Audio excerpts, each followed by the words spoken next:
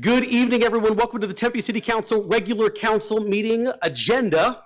Item number 1 is call to order. Council meetings can be watched in real time via Cox Cable Channel 11 and at tempe.gov/tempe11. Members of the public may also attend the meeting virtually through Microsoft Teams.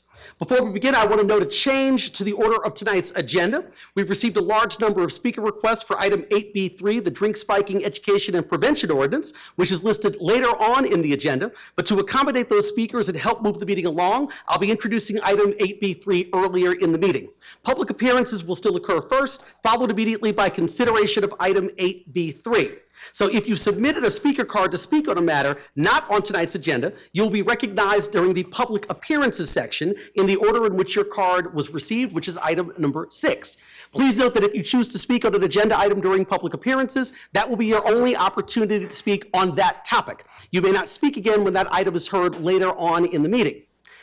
First of all, we'll take item 8B3, drink spiking in education and prevention ordinance. If you submitted a card for that item, the drink spiking education and prevention ordinance, a public comment will take place after council and staff discussion.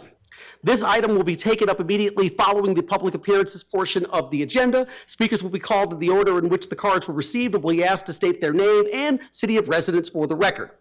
Once again, if you wish to speak on an agenda item and have not submitted a speaker card, please make sure to do so and give your card to the city clerk prior to the item actually being called. And of course, I will announce your name when it's your turn to speak.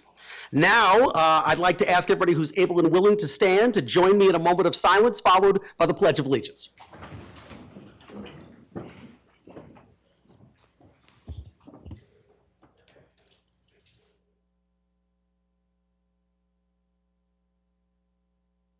Thank you.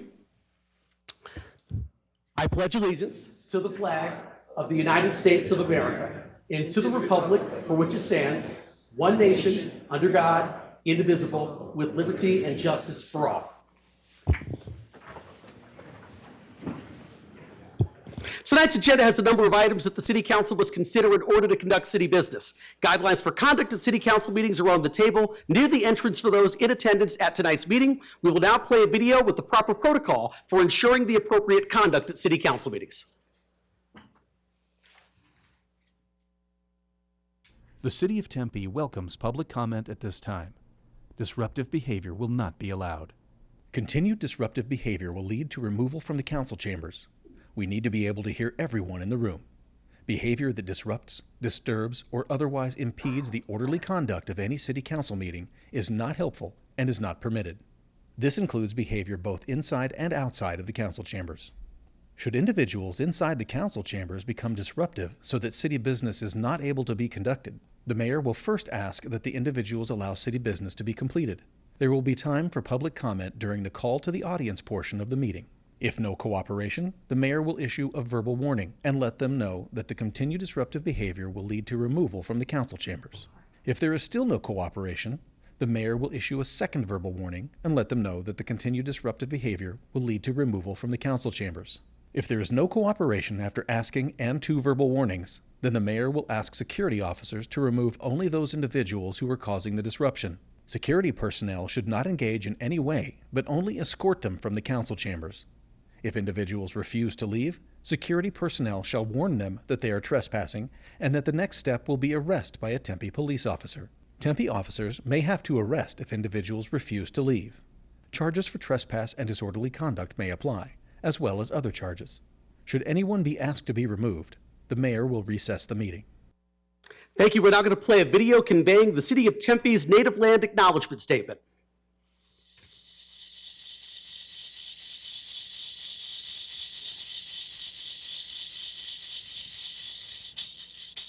We acknowledge that Tempe lies on the ancestral land of the native peoples who have lived here since time immemorial.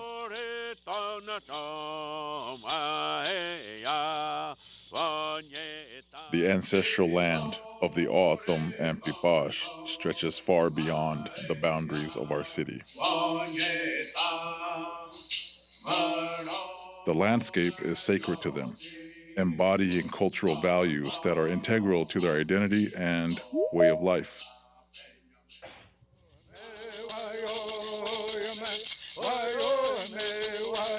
The O'odham and Pipash continue to maintain a deep spiritual connection to this land.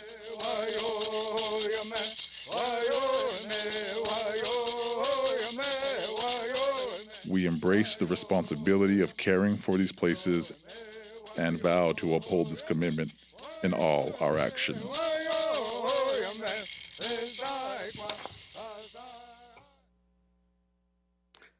Thank you very much. Next up, item number 4, meeting minutes tonight. I'll be assisted by Vice Mayor Garland. Vice Mayor? Thank you, Mayor. I'd like to make a motion to approve the city council meeting minutes for A1. Okay, it's been moved by Vice Mayor Garland and seconded by Councilmember Keating. Please vote.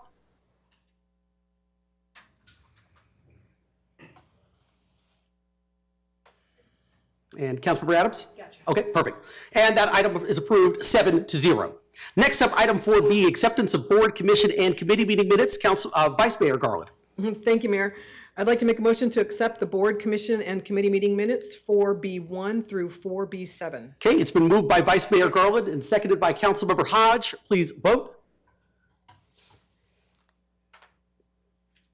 And that item is also approved 7-0. Next up, item 5A, mayor's reports and announcements. Let's see, I'm going to go ahead down here to the front, but I would like to ask my council colleagues to join me up front. I turn the microphone on in anticipation of going downstairs.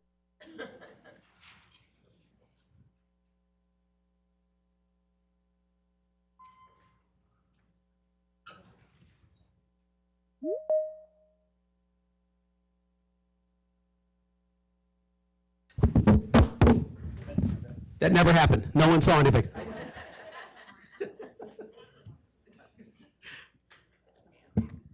Okay. Item 5A1, recognition of Escalante Multi-Generational Center employees. So we've always known that Tempe residents, staff members, and first responders stand up for each other. That's been proven time and time again over these past few months. A lot of us remember the October 13th microburst storm that really ravaged this community, and folks really came together. Once again, though, on January 7th, staff and patrons at the Escalante Multi-Generational Center demonstrated exceptional bravery, professionalism, and unwavering commitment to the safety of others when a man with a violent past entered the senior center and launched an attack on the seniors gathered for lunch. Placing the safety of others above their own, they acted decisively and compassionately, attempting to contain the threat and immediately set to work caring for the victims. Tempe police showed up within moments and arrested the attacker, who had already been detained by security. With the immediate danger gone, our Care 7 victim services and case management teams stepped in with emotional support, connection to resources, and advocacy for everyone who was impacted by this incident. The actions of staff go far and far above their duties. While people were injured, without their quick actions, this could have been so much worse. We cannot thank them enough for their quick thinking, their heroic actions, and their selflessness. Not everyone who helped could be here this evening, but if I call your name and you are here tonight in the council chambers, we would ask you to please join us up front here with the City Council. We have a certificate of appreciation for each person, and we will take one big group photo at the end. So that brings me to, first of all, the Escalante Community Center staff who were involved in this incident. Wendy Perez Flores.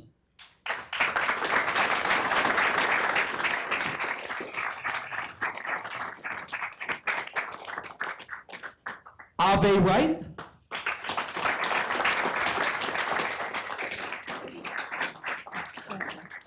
And Andrew Garcia.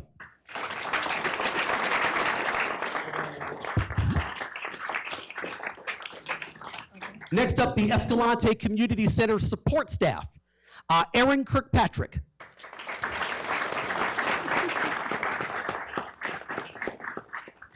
Nick Escalante.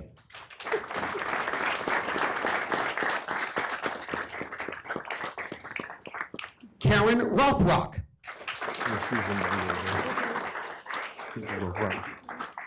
Jennifer Gall.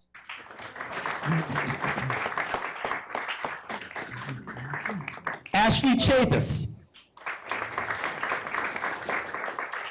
And Miranda Sandifer. Next up, our Care 7 staff. Kyra Coe, excuse me.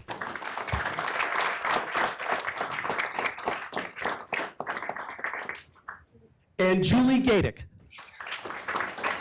Julia. All right, next up, our police staff. Detective Chase Osmonson.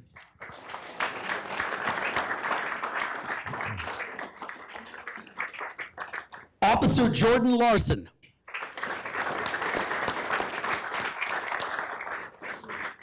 Officer Stephen Roberts.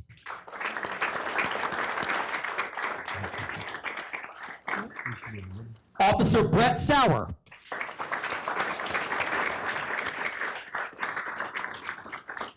Sergeant David Hightower.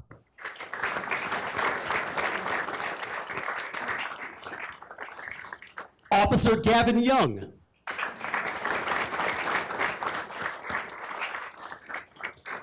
Sergeant Dan Galgan.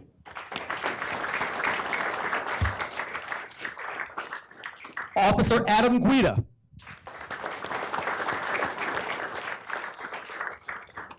Officer Joseph Rowan.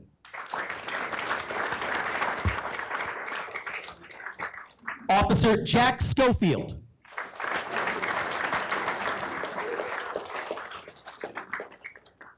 Officer Austin Lee.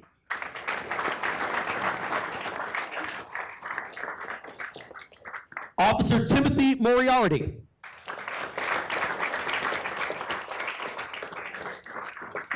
Sergeant Cody Conklin.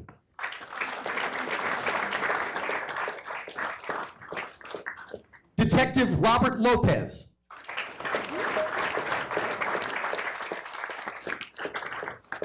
Detective Sergeant Blake Dunn.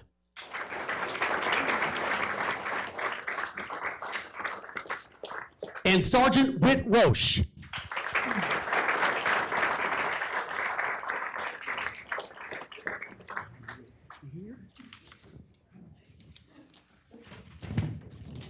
If there's anyone else whose name, for whatever reason, I didn't get a chance to mention who is here this evening, please come forward now. If not, can we please once again give all of these folks standing behind me a huge round of applause?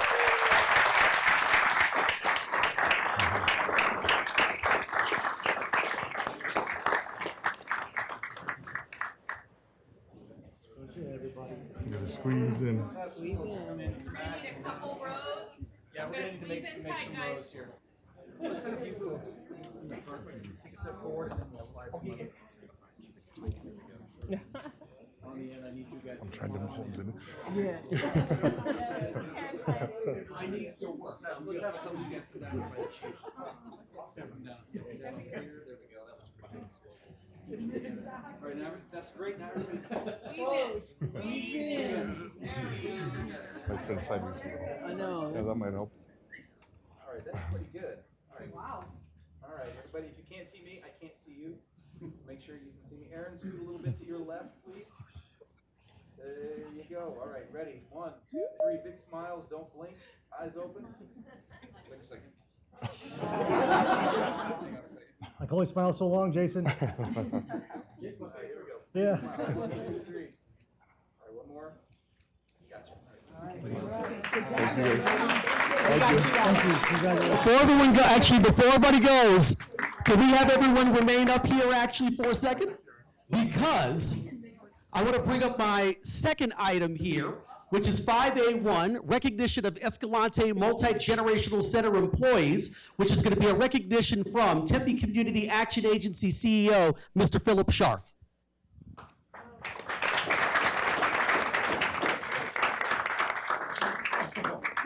Well, I've learned early in my career that you never go after a dynamic mayor in a presentation, so I don't know how I got slotted afterwards, but thank you, Mayor Woods, for having me. I really just want to give my heartfelt appreciation for everyone that's surrounding me up here today.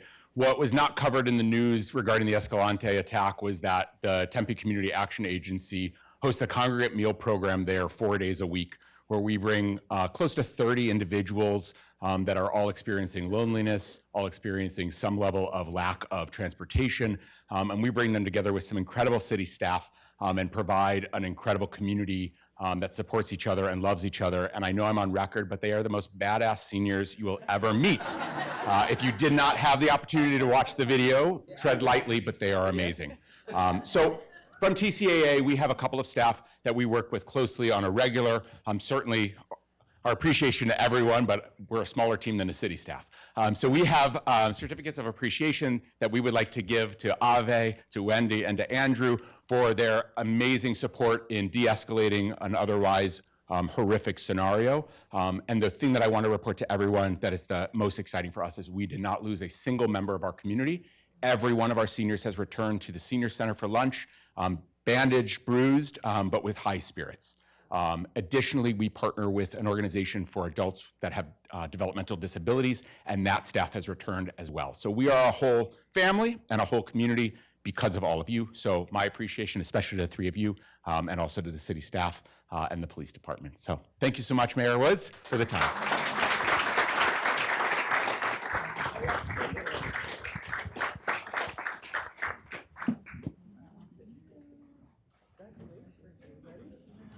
And this is the first time we've ever done this from TCAA, so this is a brand new thing. Thanks for amazing speaking out, figuring this out. Yeah, let's do it. Let's do one more all in, everyone. If we can all kind of squeeze together a little bit, or a lot a bit. Well, I think you need to be in the front. Oh, the front? Yeah, because Yeah, the center of attention, I think. All right, here we go. Everybody ready? Big smiles. 1, 2, 3. Don't blink. 1, 2, 3.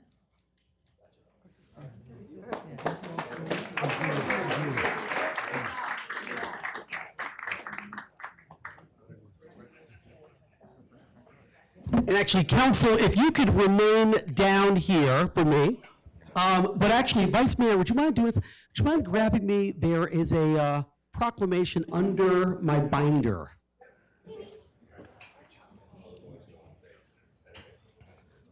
While she grabs that, I want to make sure to read out item 5A2 as well. Family Justice Commission and Joint Review Committee appointments. I want to congratulate the following individuals on their new appointments. Jace Redmond Jr. and Rachel Phillips, at-large members of the Family Justice Commission. Cameron McCutcheon, Joint Tempe ASU alternate member on the Joint Review Committee. And once again, these appointments are detailed on agenda item 7A1. So to each of you, once again, thank you for your commitment and service to the city of Tempe. Your contributions are shaping the future of this city. So congratulations and thank you for your service.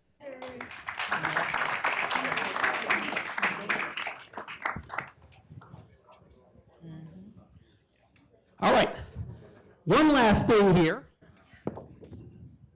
That was not on my agenda, but this is definitely one of the most important things for me this evening. If Mariana, if you can come join me.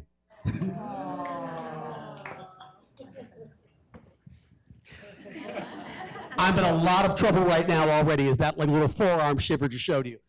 So I'm gonna try to get through this. So.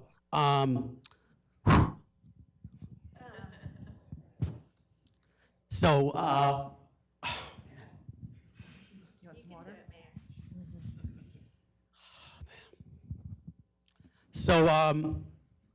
I met this young woman when I was actually off the city council. A lot of you know I was on council for 8 years.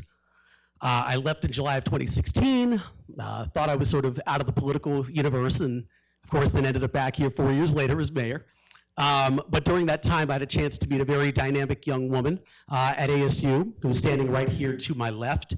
And when I ran for office, she actually then joined my campaign team down the home stretch. And so she was very instrumental in all that I've had an opportunity to achieve, and frankly, having the opportunity to be up here for the last now, frankly, 6 years, which it's gone by extremely quickly.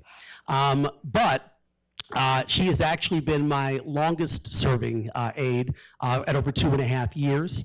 I don't know how she's continued to put up with me because I'm always frankly going a mile a minute all the time, but she's always done so.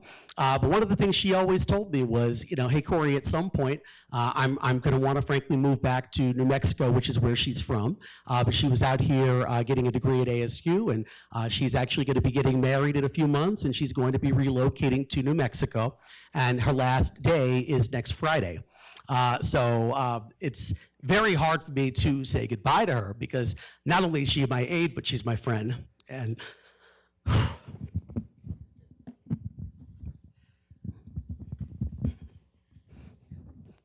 it's harder for me than her.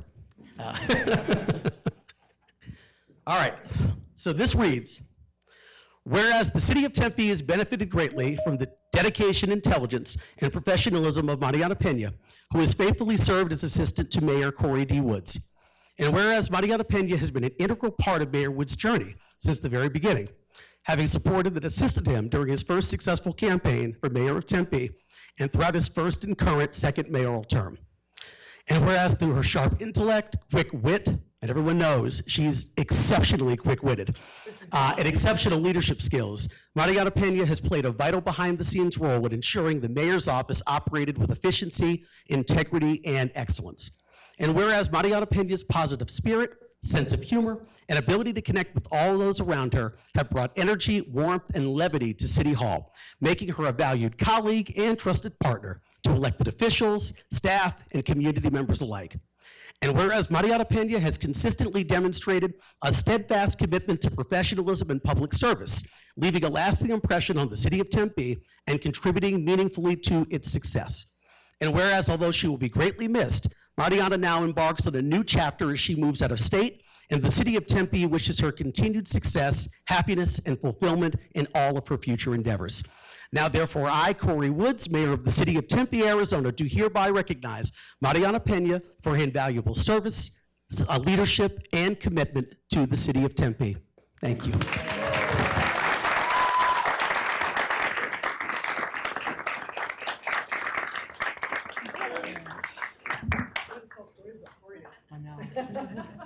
She will be writing a tell-all book about me, which you can pick up for $19.99.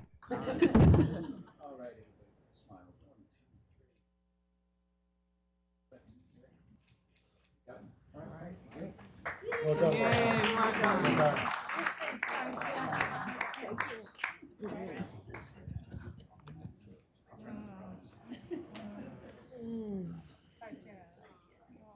Did he embarrass you? Yeah. I love it.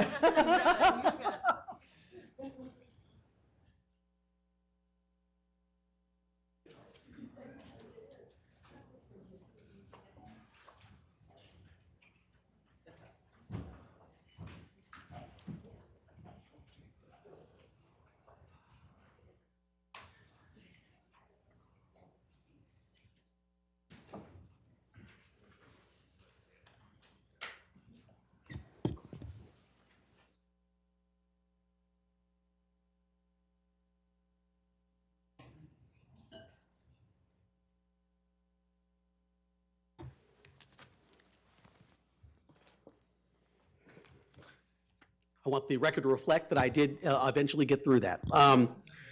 Next up, item 5B, city manager's reports and announcements. Madam City Manager. Thank you, Mayor. I wanted to take a moment to acknowledge Mark Weber. If Mark is in the audience, which I know you are, you always are, can you stand for a second just so people see our city engineer? This is Mark Weber. If you haven't met him, he has worked for the city for 22 years and he is retiring. And if he wants to.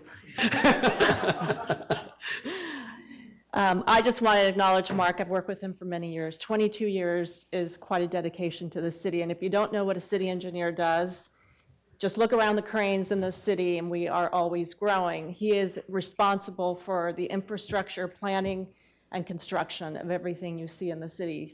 Drainage, public right-of-way, streets, and some of the notable projects that he's been involved with is, I'm sure some of you remember a few years ago, the 60 water main break that called out our employees in the middle of the night, and not to say that they were working on that fast and furious trying to make sure that restored that right away. But in addition, the Mill Avenue streetscape, that obviously was another pain point after 40 years. We are finally doing that, and that was Mark. And then lastly, the beloved pavement quality of the city. Yes. He goes to every neighborhood meeting with us and can tell everyone exactly, every resident, when their pavement will be remediated, because he is looking at that graph the entire time. And if it's not important to you, trust me, it is important to 180,000 other residents who always talk about it. So Mark, thank you for your dedication. Thank you for stepping into this role a few years ago when things were changing in the city, and you have done an amazing job, and we're gonna miss you, sir. Thank you.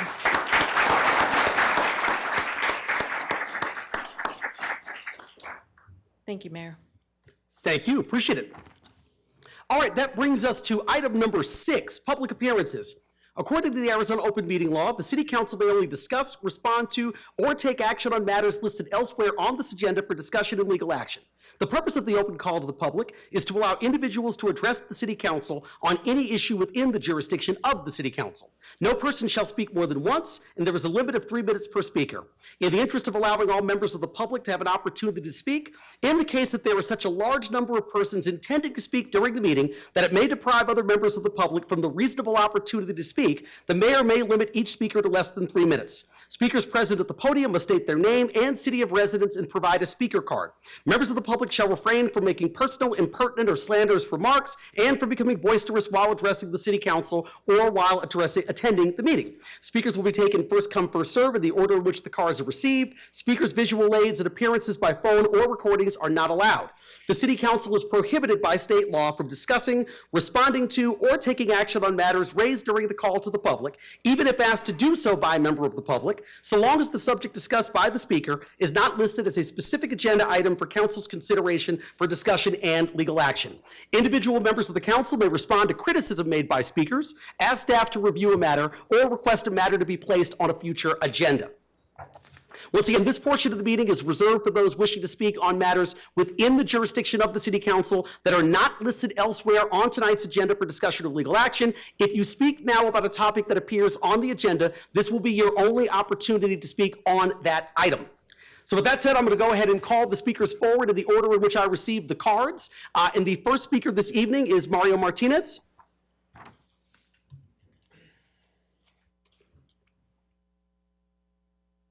Is Mr. Martinez here? No? Okay. The next speaker I have is Catherine Dorn.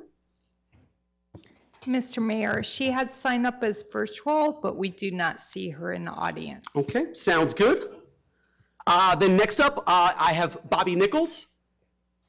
Is he virtual?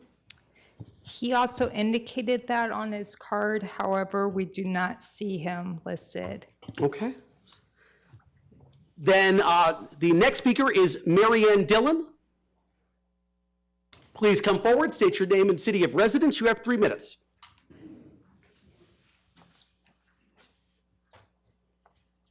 Hello. My name is Marianne Dillon, and I live in Tempe, Arizona. And I'd like to start off by thanking Mayor Woods and the whole council for giving me this opportunity to speak and to request your support for saving Shalimar Golf Course. I appreciate the city council members who have already expressed their support. That's greatly appreciated. The landowners had been good neighbors in the past. For example, when I served as chair of the Shalimar Neighborhood Association, they generously allowed the neighbors to meet on the patio of the clubhouse.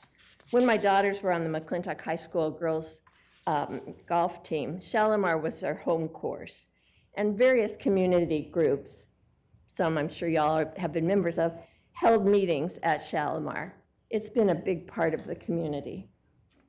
But now that the owners no longer live in our neighborhood, they seem to be unconcerned about our lovely, unique neighborhood that has been anchored by and named for Shalimar Golf Course. Please do not let the course be rezoned for mostly rental properties. Shalimar has been such a gem, not just for those of us who live in the neighborhood, but for all the residents of Tempe and beyond. The golf course has a history of bringing in golfers from throughout the valley, and winter visitors as well. Because the course is closed, I have recently been golfing at Ahwatukee Lakes, which is another golf course that was abandoned and languished for years. I feel reassured by that course that a neighborhood golf course like Shalimar can be revived and that it can thrive. The state of the golf course right now is an eyesore. With water cut off for months and trees and vegetation dead or dying, it is very sad. And it represents a further reduction of Tempe's urban canopy. The city of Tempe is a better community if Shalimar Golf Course is saved. Please respect the wishes of residents and reject rezoning of Shalimar. Thank you very much. Thank you very much. I would just ask Ms. Dillon, if you are golfing at Ahwatukee Lakes, please say hi to my father, who lives right next to the course when you're there. I know. Thank you so much. Appreciate it. All right, the next speaker I have this evening is Catherine Payne. Please come forward, state your name and city of residence. You have 3 minutes. Hello, Mayor and council members. Thank you for letting me speak. My name is Catherine Payne, and I live in Tempe, Arizona, and I'm here for Save Shalimar, of course. I am a retired speech pathologist from Tempe TD3. My kids went to all the schools there in the Shalimar area. I worked myself at Curry and Connolly, and so I'm very invested in this neighborhood, love it. There's many issues about this redevelopment that are concerning, but tonight I'd like to speak about the traffic issues. We've had a lot of problems with traffic on Country Club forever. Everybody drives too fast on that road, including the orbital buses, I might add. So just a heads up there. But I'm concerned with a multitude of new vehicles in the area, what is going to happen there by the schools. We've noticed, a couple neighbors and I were speaking the other day about, I live on Cairo, which is right across the street from the golf course. And we've had a lot more traffic on Cairo, which is not a street that people usually go on. We were talking about what the heck is causing this extra traffic. We realized that because the buildings are going up they're doing the construction on Curry and Connolly, that people that come down river and normally used to go on Country Club are now coming farther down on river and cutting across on either Balboa or Cairo. Alameda has speed bumps, so people are going down one more block and cutting across. And we thought, oh my gosh, if this is happening with this is temporary. This is not going to last forever. The schools will be built.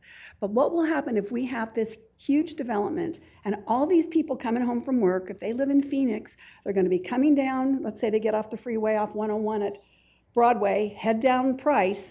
Do you know what happens at Price between 3:30 and 6 o'clock? It's packed. They are not going to wait to get to that corner of Southern. They're going to cut through our neighborhood. And they're probably going to be on Balboa or Cairo because Alameda has speed bumps. And I'm just very, very concerned about what's going to happen to that sweet little neighborhood. It's just not acceptable. And personally, I have a personal concern with regard to traffic. 7 years ago, in February of 2019, a dear friend of mine was killed on the corner of Southern and Country Club in a fatal traffic accident. She and her husband were killed. It was during going to work time. You know, there's no left turn signal on that light, and someone coming far too fast plowed into her and her husband, and they were both killed. I just am concerned about the 1,000 anticipated new cars that will be coming in that area. So thank you for your time. Please save Shalimar. Thank you. The next speaker I have this evening is Ann LeCure. Please come forward, state your name and city of residence. You have 3 minutes.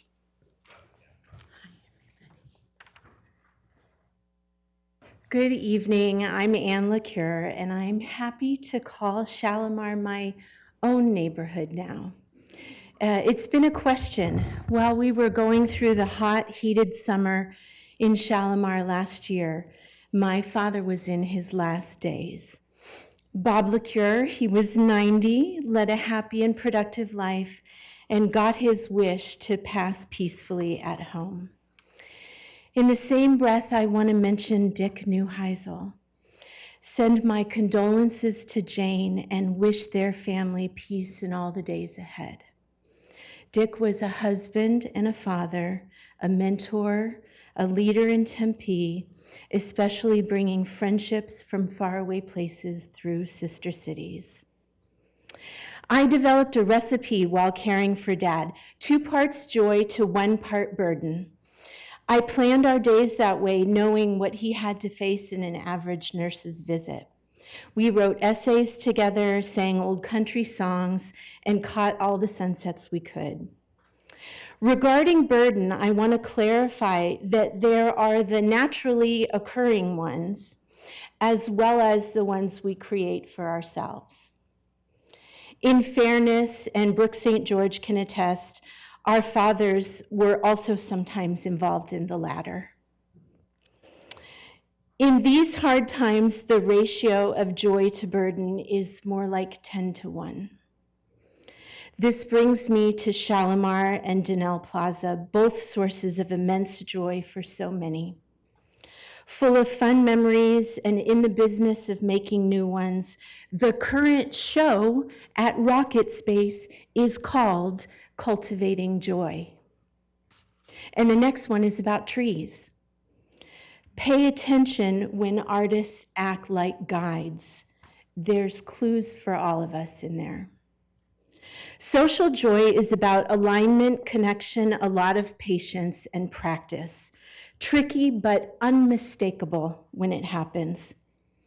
We have stars already aligning on Southern Avenue as a magnet for artists, young people, old people, nature lovers, golfers, and the rest of us. Let's keep applying the recipe. We do our ancestors proud by protecting and promoting the small, sacred joys at the center of life in Tempe. Thank you. Thank you. The next speaker I have this evening is Patrick Michelson. Please come forward, state your name and city of residence. You have 3 minutes. Hello, my name is Patrick Michelson, born and raised lifelong resident of Tempe. Prepared some words today. First, I want to thank the council for responding to our comments regarding Shalimar Golf Course. Briefly, as other people have spoken about, but for those who are not aware, there are outside developers who want to bulldoze Shalimar Golf Course, which is a nature reserve, an iconic Tempe park, and one of its few green spaces. Tempe City Council can stop that from happening. They can preserve a treasured part of Tempe. Again, I've been going to Shalimar Park since I can remember. The community rejects these outside developers in favor of what the residents want. The residents of the existing community want for their community, because Shalimar is more than just a landmark. It's the hidden jewel of Tempe. We appreciate your response to this issue, and thank you for taking the first steps to work with the community. And we hope that it continues to be a priority for the council as it is a priority for the community. Thank you. Thank you. The next speaker I have this evening is Tom Cunningham. Please come forward, state your name and city of residence. You have 3 minutes.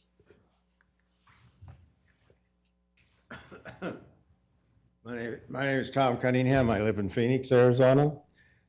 Thank you, Mayor Woods, City Council, for having me here. I am a retired executive director of the Junior Golf Association of Arizona. 19 and a half years I served in that position.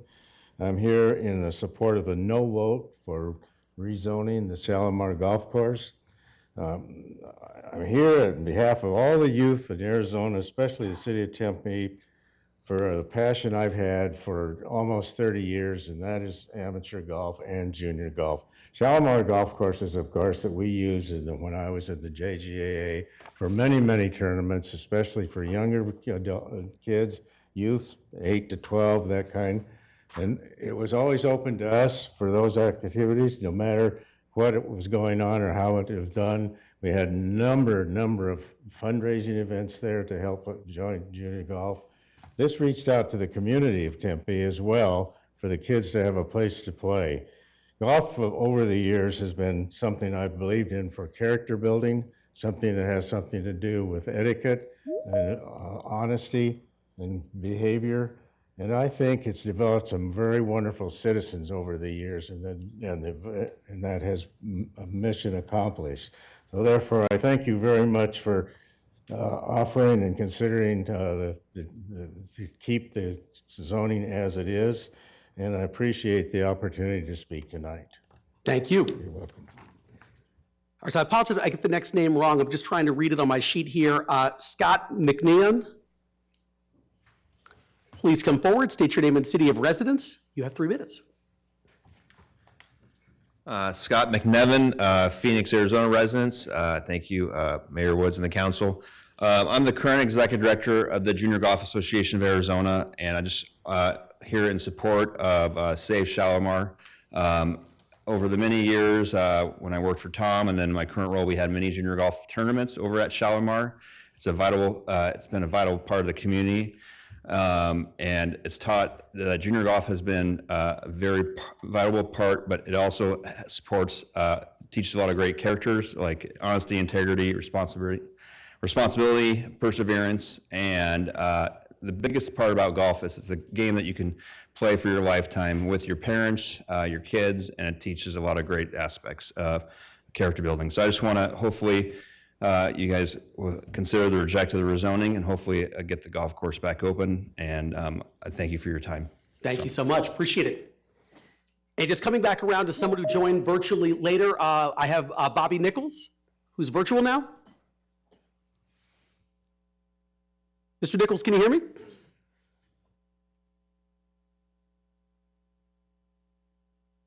Yes, I can. Hello. Sounds good. Please state your name and city of residence for the record. You have 3 minutes. My name is Bobby Nichols. I'm a Tempe resident of 25 years. I'm here to talk about the flock cameras and request the city of Tempe cancel this contract immediately. In August of 2025, Colorado journalists discovered that federal immigration enforcement had been granted access to the data generated by jurisdictions using flock cameras in their state who had declined to share their data with federal agencies. In Washington, a University of Washington Center for Human Rights review of flock network audits uncovered that from at least May 9th, 2025 through August 24th, 2025, local organizations' networks were subject to thousands of searches by U.S. Border Patrol. Those searches were made by dozens of different users who identified the reasons for their search with terms such as USBP, USBP HSI, and immigration. Additionally, in all but 2 of the cases reviewed by University of Washington researchers, flock organization audit reports recorded agencies making searches across a greater number of networks than those listed in their respective network sharing reports. Arizona currently has no law regulating the appropriate use of automated license plate reader technology, though some other states have passed related laws. California, for example, bars ALPR data sharing across state lines. Virginia restricts ALPR use to investigations in a limited set of criminal matters. And Illinois requires that out-of-state law enforcement agencies seeking to access data collected in Illinois first attest in writing that the data would not be used to enforce other states' laws on abortion or immigration. Unfortunately, the research suggests that all 3 of these laws are regularly violated. At a time when many of our neighbors are at risk of raids by federal immigration authorities, which may result in forcible rendition without due process or death, Tempe deserves leadership that will exercise proactive caution with equipment that collects extensive personally identifying information from everyone who passes by. It is not enough to assume that these risks will not impact our residents. That is why I am again calling on the city of Tempe to immediately terminate its contract with Flock Safety. The only way to ensure the protection of our sensitive data is to proactively end this agreement. Thank you so much. Appreciate it. That's all the speaker cards I have this evening. Is there anyone else in the audience wishing to address the council? If so, can you please get my attention at this time? All right, seeing none, I will close that portion of the meeting. And quick thing, actually, Madam Clerk, I was going to ask you, would you mind if I just took the consent agenda very quickly, just since I want to make sure if there's folks here, they can... Oh, yeah, that's fine as the presiding officer. Wonderful. Thank you. I just wanted to make sure I checked with you first, though. So that item number 7 is the consent agenda. All items listed on the consent agenda will be considered as a group and will be enacted with one motion by the City Council unless an item is removed for separate consideration. Members of the public may remove public hearing items for separate consideration. Public hearing items are designated as public hearing item at the beginning of the item title. Council members may remove any item for separate consideration or declare a conflict of interest. If a council member would like to declare a conflict at this time, the city clerk will provide the council member with a disclosure form.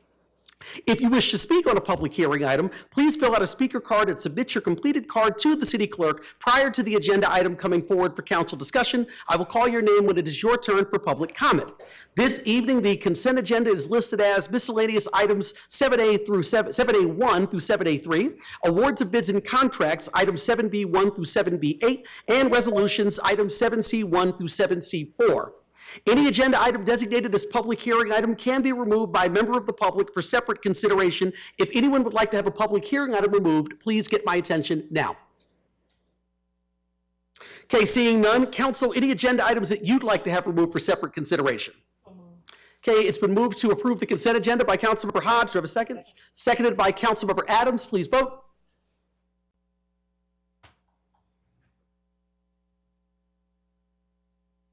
Yes. And that item passes 7-0.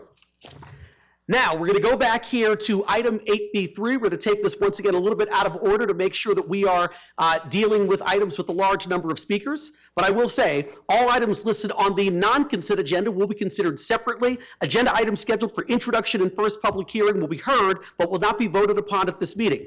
Agenda items scheduled for second public hearing and final adoption will be voted upon tonight. Council members who may have a conflict of interest may abstain from voting on a matter, and the city clerk will provide the council members with the disclosure form at this time. We will now consider item 8B3 under the ordinances and items for introduction and first hearing section on the non-consent agenda at this time. Thank you. So 8B3 reads, introduce and hold the first public hearing to adopt an ordinance addressing public health, safety, and welfare by amending the Tempe City Code, Chapter 16, Sections 26.70 and 26.71 by adding new requirements related to drink spiking prevention. I'll turn to Councilmember Keating here to see if there's any presentation as the chair of the Drink Spiking Education and Prevention Council Subcommittee. Councilmember Keating. There is, Mayor. Thank you. Mayor, if it's all the same to you, can I do the presentation from here? As long, Mr. City, as long, okay. All right, Mr. City. The floor is yours. Thank you very much. Good to see my friend Eric. Eric, I think you're the only man in the city going grayer faster than me. So I'd like to have you here. You could count me, but I shaved my head, so. You can't tell for you. Mayor, Council, I have a presentation. I have some thank yous. I'm gonna do the thank yous first because I'll be all hyped up after the presentation. I don't want to forget anybody, so if you don't mind. First, I want to thank my colleagues on the committee, Vice Mayor Garland and Councilmember Hodge. It's been an ordeal getting to this point, and I want to thank you for joining the committee with me and helping us craft this ordinance. I want to thank our police, Lieutenant Bacon, Officer Ells, Rachel Hines. City Attorney's Office has done a tremendous amount of work on this, as has the City Clerk's Office for coordination. There was somewhat of a fire drill at the end of last week and over the weekend, and you guys were fantastic in helping us get through that. I'd like to thank the ASU's USG, the grad student USG, ASU Planned Parenthood, the Tempe Coalition to Reduce Underage Drinking and Drug Use. With that, Mayor, that's the end of my thank yous. And of course, I need to thank Keaton Hill as well, my aide, who's done the yeoman's work on this. And you know, I couldn't do half of the stuff that annoys all you without him there by my side helping me out. So Keaton's done a great job, and I do thank him for that. So Mayor, today I'm bringing forth the first read of the Drink Spiking Prevention Ordinance. And I'd like to give you a little bit of background on it. We started the committee, I believe, in May or June. We had 5 or 6 public meetings, which all the stakeholders were invited, many of which have attended all those meetings. So at the end of the day, I'm very pleased with the process and what we've come back with. I want to thank you, my colleagues, for allowing me to continue it. A couple weeks ago, I was able to spend the last 2 weeks really kind of in a fire drill meeting with different stakeholders, trying to address concerns, meeting with various attorneys, liquor attorneys, business owners, restaurateurs, to try to come up with an ordinance that does not sacrifice public safety, but you know, is more palatable as far as implementation goes. So I think we're about 90% there. I am meeting with more stakeholders tomorrow afternoon to try to get all the way there. So it is my hope that at the end of the day, when I ask you to vote on this, it's something that we can all agree on is beneficial and possible here in the city of Tempe. So our strategic priorities are safe and secure communities. I won't read them to you. They're up there on the screen. I will read some of the PowerPoint to you. I'm not going to read this kind of stuff. I just want to know this is what we're thinking about when we brought this ordinance forward. Here's a list of stakeholders that we've engaged throughout this process. We purposely engaged stakeholders that we assumed would be opposed and stakeholders that we assumed would be in favor. Again, this isn't a jam anything down anyone's throat type of process we wanted to have. We wanted to make sure that we're all kind of going together and have something that we can live with that does not sacrifice the public safety element. The ordinance goals are to increase patron and public awareness of drink spiking. I don't think Tempe has a drink spiking problem. I think drink spiking is a problem that exists in Tempe as it does anywhere that has a vibrant nightlife. We want to strengthen Tempe's nightlife, safety of reputation and perception and reality. Tempe would be the first such city to enact an ordinance. And we think that this would be a benefit to the city overall, its reputation, both perceived and the reality public safety situation on the ground. We want to encourage people that have not been to Tempe since COVID, frankly, because Tempe was hit hard. Mill Avenue has been hit hard since COVID, to come back and give our nightlife another opportunity. Mayor Woods and Councilmember Chin, I know you've done a tremendous amount of work to bring new restaurants and new experiences to our downtown. There was just an article written not too long ago that kind of highlighted the renaissance that Mill Avenue is going through. And we want to make sure people have an excuse to come and see the work that's been done and see the new look Mill Avenue. And finally, we want to deter would-be predators by signaling the strong enforcement and accountability in the city of Tempe. If you're coming to Tempe to try to victimize our residents or patrons of our nightlife, you need to know this is something we take seriously and that you will be held accountable. Here's the crux of the outline of the policy. Drink spiking testing kits must be available with a minimum of 10 kits. I'll get into the minimum in a little bit. The only operating requirement is to have these testing kits available. That is the operating requirement. The rest that we're going to go through is incentives and nice to haves. The requirement of this ordinance, the thing that you have to have, is a drink spiking testing kits. Businesses can be fully compliant in the first year or years at no cost through partner-funded kits and covers. I'll get into the covers, but we do also, businesses will be provided kits that don't expire for a term of 7 years. So if there is no drink spiking ever at your bar or restaurant, it'll be 7 years before you'll need to replace those kits. And I do hope that there is no drink spiking incidents anywhere. Bars may sell these devices. They range from $1.50 to $5 per unit. They may sell them for a 50% markup. So if I have a kit that costs me $150, I could sell it for $225. So when I sell this kit at a profit, it will replace itself and 50% of the next kit. The idea is you're going to get a set of kits for free, and it will be a positive feedback loop that will make sure that your inventory remains stocked. That's all you need to do to be in compliance with this ordinance. Patrons may use personal drink covers, and venues may offer drink covers. I'll get more into this, free or for sale. This is all part of a tax incentive that we'll talk about. Something new that we've added is the establishments may allow people to bring in their own clear covered cups. So I could bring in my cup, Mayor, that is clear, that it's see-through, walk in the door, it's clearly empty, and say, I'll take my Coors Light in this, please, and put my top on. And that would satisfy the cover requirements as far as the incentive program goes. Okay. Venues that provide the test kits and offer some sort of free lid or allow patrons to bring their own cups would then qualify for the tax incentive, which is a 25% fee reduction on their annual liquor license. So they have the kits which they're allowed to sell. They have the covers. If they're giving the covers away, or they are allowing the covered cups, they then qualify for this tax incentive. We estimate it to be around $300 a year. We talked to financial services, and this is kind of an estimate of what that may cost the city. Participation, the committee settled on a 25% rebate. And here you see a breakdown of the various figures as far as participation rates go. At 25%, it would be about $5,000 a year to the city and fees that we are reducing, not necessarily cutting a check, but reducing fees. And you can see how it goes up from there. Look, I mean, we know how city programs work. I'd be astounded if we got to 50% participation. But if we did, we can see there that's just under $11,000. And hey, I hope we get to 100%, Mayor, but that has been the case historically with city programs. So this is the layout, what the possibilities it may cost. We're estimating on 70 available places, but honestly, it'll probably be closer to 65 or less once we're all said and done. Will establishments be liable? This is something that we worked on after feedback, initial stakeholder feedback, as there was a great amount of concern about, does this create more liability for me? Can I now get sued if someone's drink is spiked at my bar? We've included robust liability protections in this ordinance. It's up here on the screen. Some of this was industry feedback as requested, and some of it was from the city attorney. And our goal was to make sure that we're not trying to we don't want anyone to be punished for participating in this program, and you see that in the language here. What type of establishments are affected? Well, this applies to businesses serving alcohol after midnight on any day of the week. Mayor, the original ordinance was about 140 different establishments would be subject to this ordinance.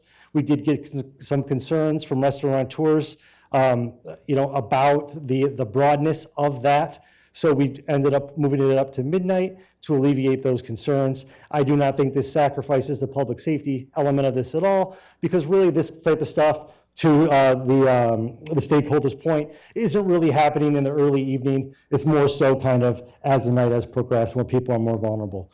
This would apply to businesses in the city of Tempe that have a Series 6 or 12 bar or restaurant license, again, that serve alcohol past midnight.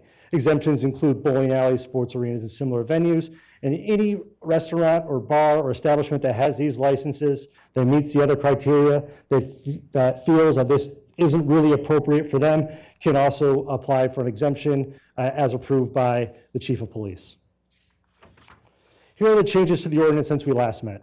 So as I mentioned, I spent the last 2 weeks kind of in a fire drill, barn burning, doing the politicking thing, trying to meet with as many people as I can to really try to get to the crux of their concerns and what can I do to fix it. And like I said, I think we're 90% there. You can see the changes in the ordinance went from several more different liquor licenses being affected by the ordinance to really just 2. Establishments after 10 p.m. got moved to after midnight. We moved from 137 affected businesses to 60 to 70 thereabouts.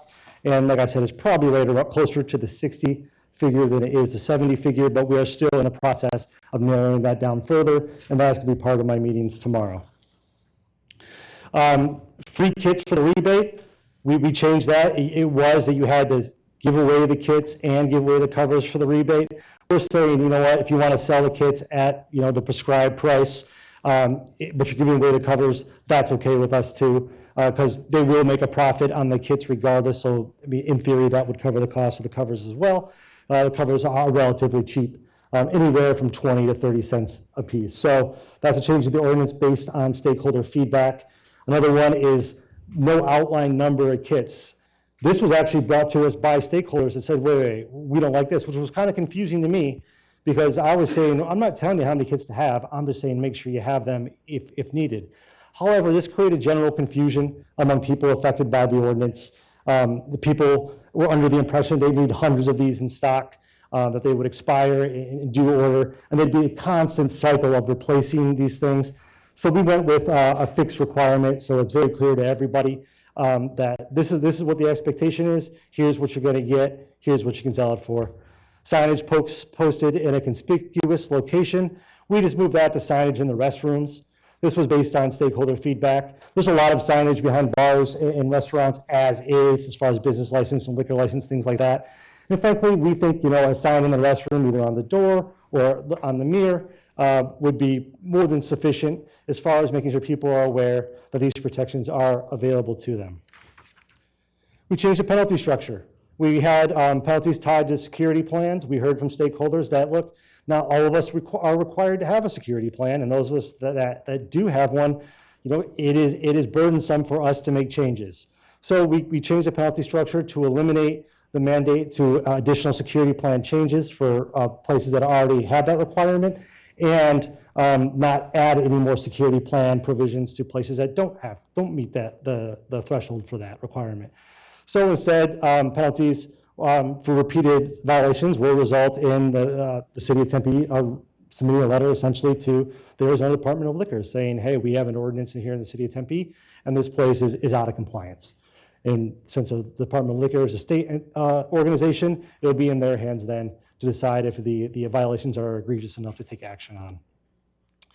I already talked about the security plan requirement. That's the second thing on that. That's the second point on there. More moderate liability release language.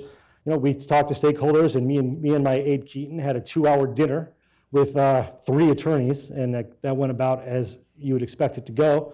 And we ended up crafting language that everyone was kind of happy with at the end of the day that provided more protections for the establishments that are affected by this ordinance. So I'd like to talk a little bit about the public surveys that we put out, not only the ASU student survey, but the City of Tempe survey, just to gauge the amount of public support that this ordinance currently enjoys. So our data collected with the help of the ASU student government and women-led organizations distributed 175 test kits and surveyed approximately 200 students. We found that around 11% of students had been the victim of drink spiking. 57% of students either know someone or had been the victim of drink spiking themselves. And 28% of those students said that these incidences occurred at bars. Some of the opposition we've heard is like, this doesn't really happen at bars, it's more of a party thing. And we can say, I think certainly for the demographic of the students, I think that kind of plays out in the numbers. But even then, for students, we're seeing 30% of these instances are happening at establishments that they go to and they trust for their nightlife. In the Tempe Public Survey, we saw that 74, we'll round up there for my political purposes, 74% of residents 25 to 44 support this ordinance as written. Approximately 25% of residents report a personal drink spiking experience, and 70, we'll call it 78 again, Mayor, respondents with drink spiking experience support the ordinance. Here's some comments from the Tempe Public Survey. I will read these because I think these are important to be read into the record, and I think they're impactful. As a woman who has had her drink spiked in Tempe during college, it is only right that we help prevent some of these issues when Mill Avenue is a hotspot for going out around ASU campus. We owe it to the students, their parents, and the community to protect all people from the dangers of drink spiking. This creates a safer environment for our patron and encourages more single-use guests or single guests to be out spending money. This actually came from a business that's directly affected in our downtown by the drink spiking ordinance. They are obviously in favor. Tempe's nightlife is very intimidating. Young people consume alcohol for the first time, crowded parties, bars, new people all around. On top of this, the horror stories of young people, especially women, being targeted for sexual assault or drink spiking causes a layer of fear and a need for protection. Seeing local bars take these steps to make young, vulnerable, intoxicated people safe would be huge. I agree with all of those statements. Benefits to businesses. So here's a positive public perception. Mayor, I interviewed with a lot of local news organizations over the course of this. I will spare you all watching all of my interviews. I'll just play this brief segment, but if you beat up on me too much for second read, we'll watch all 25 of them. Can you play it? 17 safety top of mind in Tempe today, where drink spiking has become a major focus. I'm glad we're talking about this. Absolutely. Hopefully some changes will happen because leaders with the city of Tempe are advocating for a safer night out there. That's it. You don't have to hear me talk there. So the positive public perception, here are the Instagram clips of some of the different organizations that I interviewed with, and you can see the comments are universally in support. It's hard to find a comment. In fact, I didn't find one in this effort that said this is a bad idea, we shouldn't do this. It's all overwhelmingly supportive, and it's all people that are right in the demographic of who we're trying to protect with this ordinance. Here's a local influencer, Scottsdale-based, posted a video on it yesterday, which I was very happy with, and you can read some of those comments as well. universally in support, should be available everywhere. I've avoided Tempe, I'll come back to Tempe, things like that. Again, I didn't see a negative comment through all of that saying this is something that is unneeded. Well, actually, it's just the opposite. I'm glad someone's doing something about this. California has expanded drink spiking laws after it initially adopted its test requirements, all with unanimous bipartisan support. So the first California bill that was really the inspiration for this was just drink spiking testing kits. They passed it unanimously. Republicans, Democrats signed into law statewide. And then they've gone back year after year to add more provisions and to strengthen it, to add more enforcement mechanisms, to add drink covers. Again, all unanimously supported. So this tells me that this is a good policy that folks at the state level over there are taking a look at and saying, you know what, this is something we want to build on. I can tell you that Phoenix and Chandler are working on similar ordinances. Councilmember Hernandez posted just yesterday that she's working on bringing something like this to the city of Phoenix. And we know the 8th council member of Tempe, Odie Harris, is working on this in Chandler as well. And I just had a candidate for Mesa City District 4 reach out to me, says he's going to win, I don't know Mesa politics, and wants a copy of the final ordinance once we have that ready. So to me, this is exciting. This is something I've said in every single interview, is Tempe leads the way in these kind of things, but ultimately we're trying to create a culture of safety throughout the region. So I'm glad that currently Phoenix and Chandler are taking up that baton, and I'm hopeful that Mesa will as well. As a first of its kind program in Arizona, Tempe will strengthen its nightlife and reputation and competitiveness.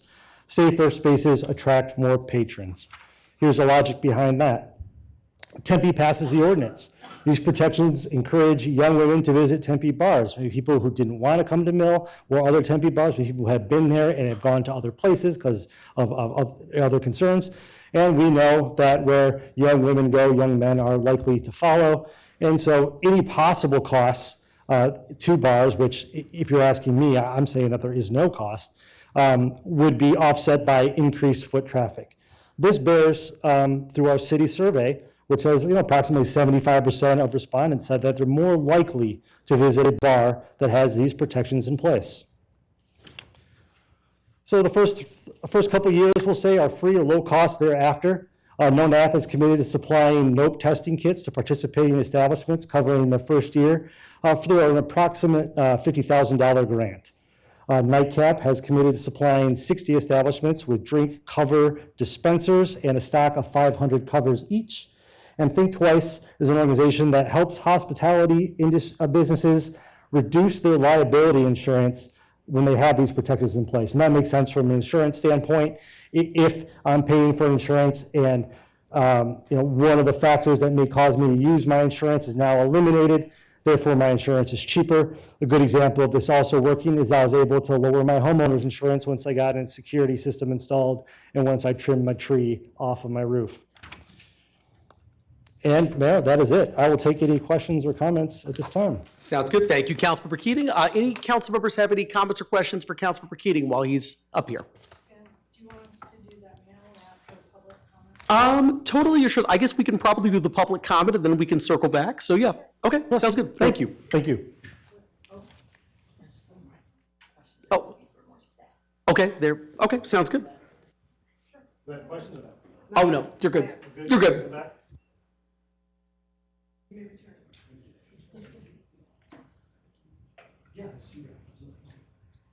Okay, before we move to the public testimony portion, I want to see if, is Police Officer Jessica Ells here? Yes, please come forward.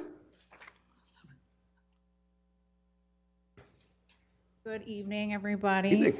So we just wanted to say a few words from the Tempe Police Department. Essentially, we are in support of any measure that's going to reduce crime. We are all about making Tempe safer, and we want to make our people feel comfortable, people who visit Tempe, people who live in Tempe, work in Tempe.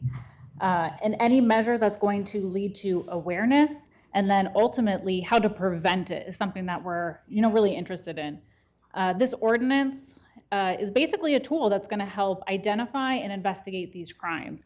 Usually our biggest setback as I used to be a special victims unit detective. Our biggest setback was the identification of the drug when it came to testing, and that's because of the half-life of the drugs involved. So this ordinance will essentially allow those kits to be available right away, and that's going to have our evidence preservation right there. And again, working in SVU, we know that a lot of these drink spiking cases happen in conjunction with sex assaults. These are underreported crimes, and a lot of times that's because victims are simply too afraid to come forward, or they feel that we can't do anything for them. They feel that we're not going to be able to help them. Being a very victim-centered department, we are in support of anything that is going to make our victims feel confident in coming to report crimes to us. Thank you, appreciate it. All right, so I'm going to open up now the public testimony portion here, and I'm once again going to read these in the order in which I received the comments. So the first speaker this evening is Don Isaacson. Please come forward, state your name and city of residence. You have 3 minutes.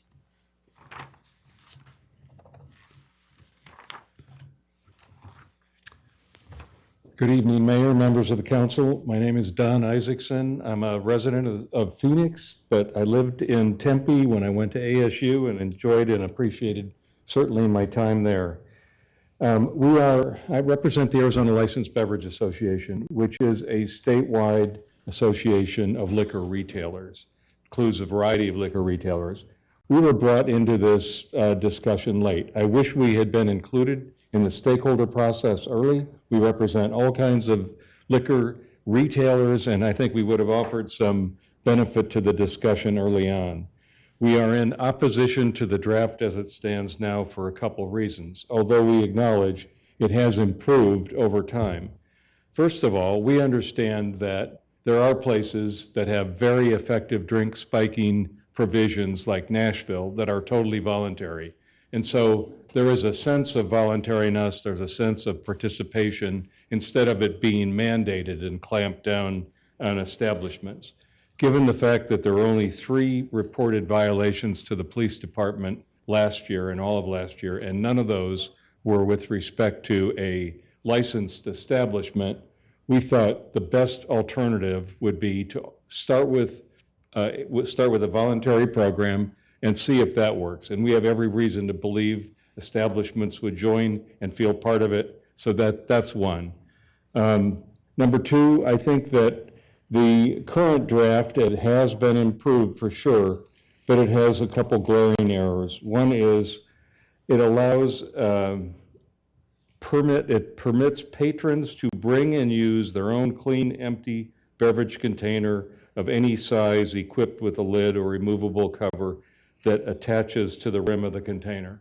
The notion of somebody bringing in a container into an establishment and someone bringing that container out takes away the whole control of an establishment and the service of liquor to those patrons. Somebody could come in with a backpack, take the drink container out, have already a drink in there and sit there and add to the drinks. You don't know what is coming in, and certainly you don't know what is coming out. If someone in a drink container takes a drink out and is challenged by an employee and they say, this is lemonade, I brought this in, and the establishment says, looks like a margarita to me, if that margarita goes out the door, the establishment can lose their license, and particularly if there's an accident, they're going to be responsible under dram shop for liability.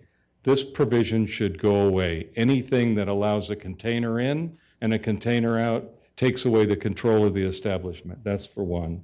2, maintaining an inventory and offering to customers upon request drug detection measures and testing kits. You're taking the 30 seconds. Yeah, just want to make sure you get the second point out, so keep going. That should include lids. And so if there's going to be a container that's offered by, or a vessel that's offered by the establishment, put a lid on there, a temporary lid, something that sits over the top of it. Have that included. It certainly eliminates the need of a beverage container going in and out. Third, although we appreciate the notion that is intending to alleviate the establishment of civil or criminal liability, Tempe simply doesn't have that. No city has the ability to say, You're not going to be criminally liable regardless of the circumstances. You're not going to be civilly liable. The whole notion of criminal liability is established by the state. Civil liability is constitutional, and it can't be impacted by an ordinance. Thank you. Thank you, Ms. Isaacson. Quickly, Councilmember Keating? Thank you very much, and I'll see you tomorrow, yes? Yes, you will. Great. With regards to the liability language, this was something that we were asked to put in.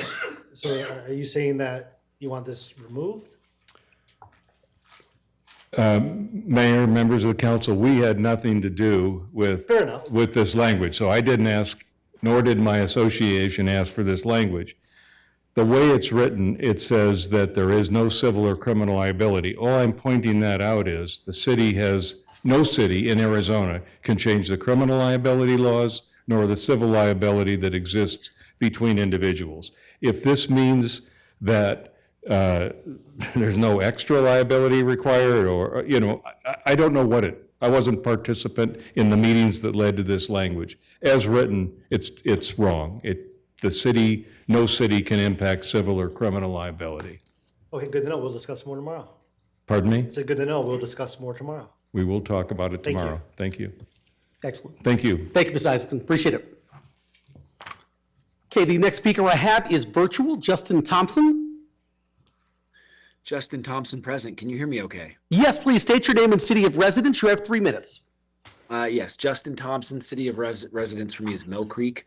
Thank you for permitting me to share my company, my organization, and ways that we're working across the country to prevent harm and injury associated with drink drugging and drink spiking. Think Twice is an organization that got started on harm reduction injury prevention about 10 years ago and working in concert with the top liquor liability insurance organizations and agencies and carriers. They were looking for proactive ways to protect their policyholders and protect the patrons of those policyholders, as well as looking out for the community and helping people always make the choice to get home safe. We got our seed money actually from one of the largest liquor liability insurance underwriting agencies, and they looked at what we were doing and said that, hey, this is a proactive measure to help protect those policies, those patrons, and those communities universally. And that's where we got started. The drink spiking has really taken, unfortunately, off in almost every city across the country, as was alluded to. We're seeing a huge increase in not only restaurants, sports stadiums, bars, breweries, nightclubs, and not just after midnight. We're seeing these scenarios in everything from food is being spiked, non-alcoholic beverages are being spiked, as well as alcoholic beverages because of the intoxicating aspects of the drink drugging substance coupled with alcohol.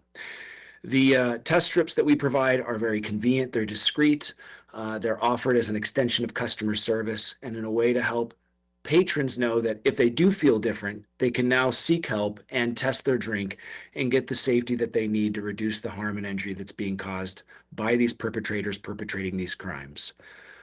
Think Twice works with organizations all across the country, including the United States government, the United States military. I was actually just in Phoenix not that long ago with the National Guard Army base out there, and we were doing harm reduction, injury prevention for soldier safety and for soldier readiness. The United States military is using these drink test strips to keep soldiers safe, not only here in America at bases, but also abroad where they're being targeted. They're providing drink covers and disposable breathalyzers so more informed choices can be made about safety.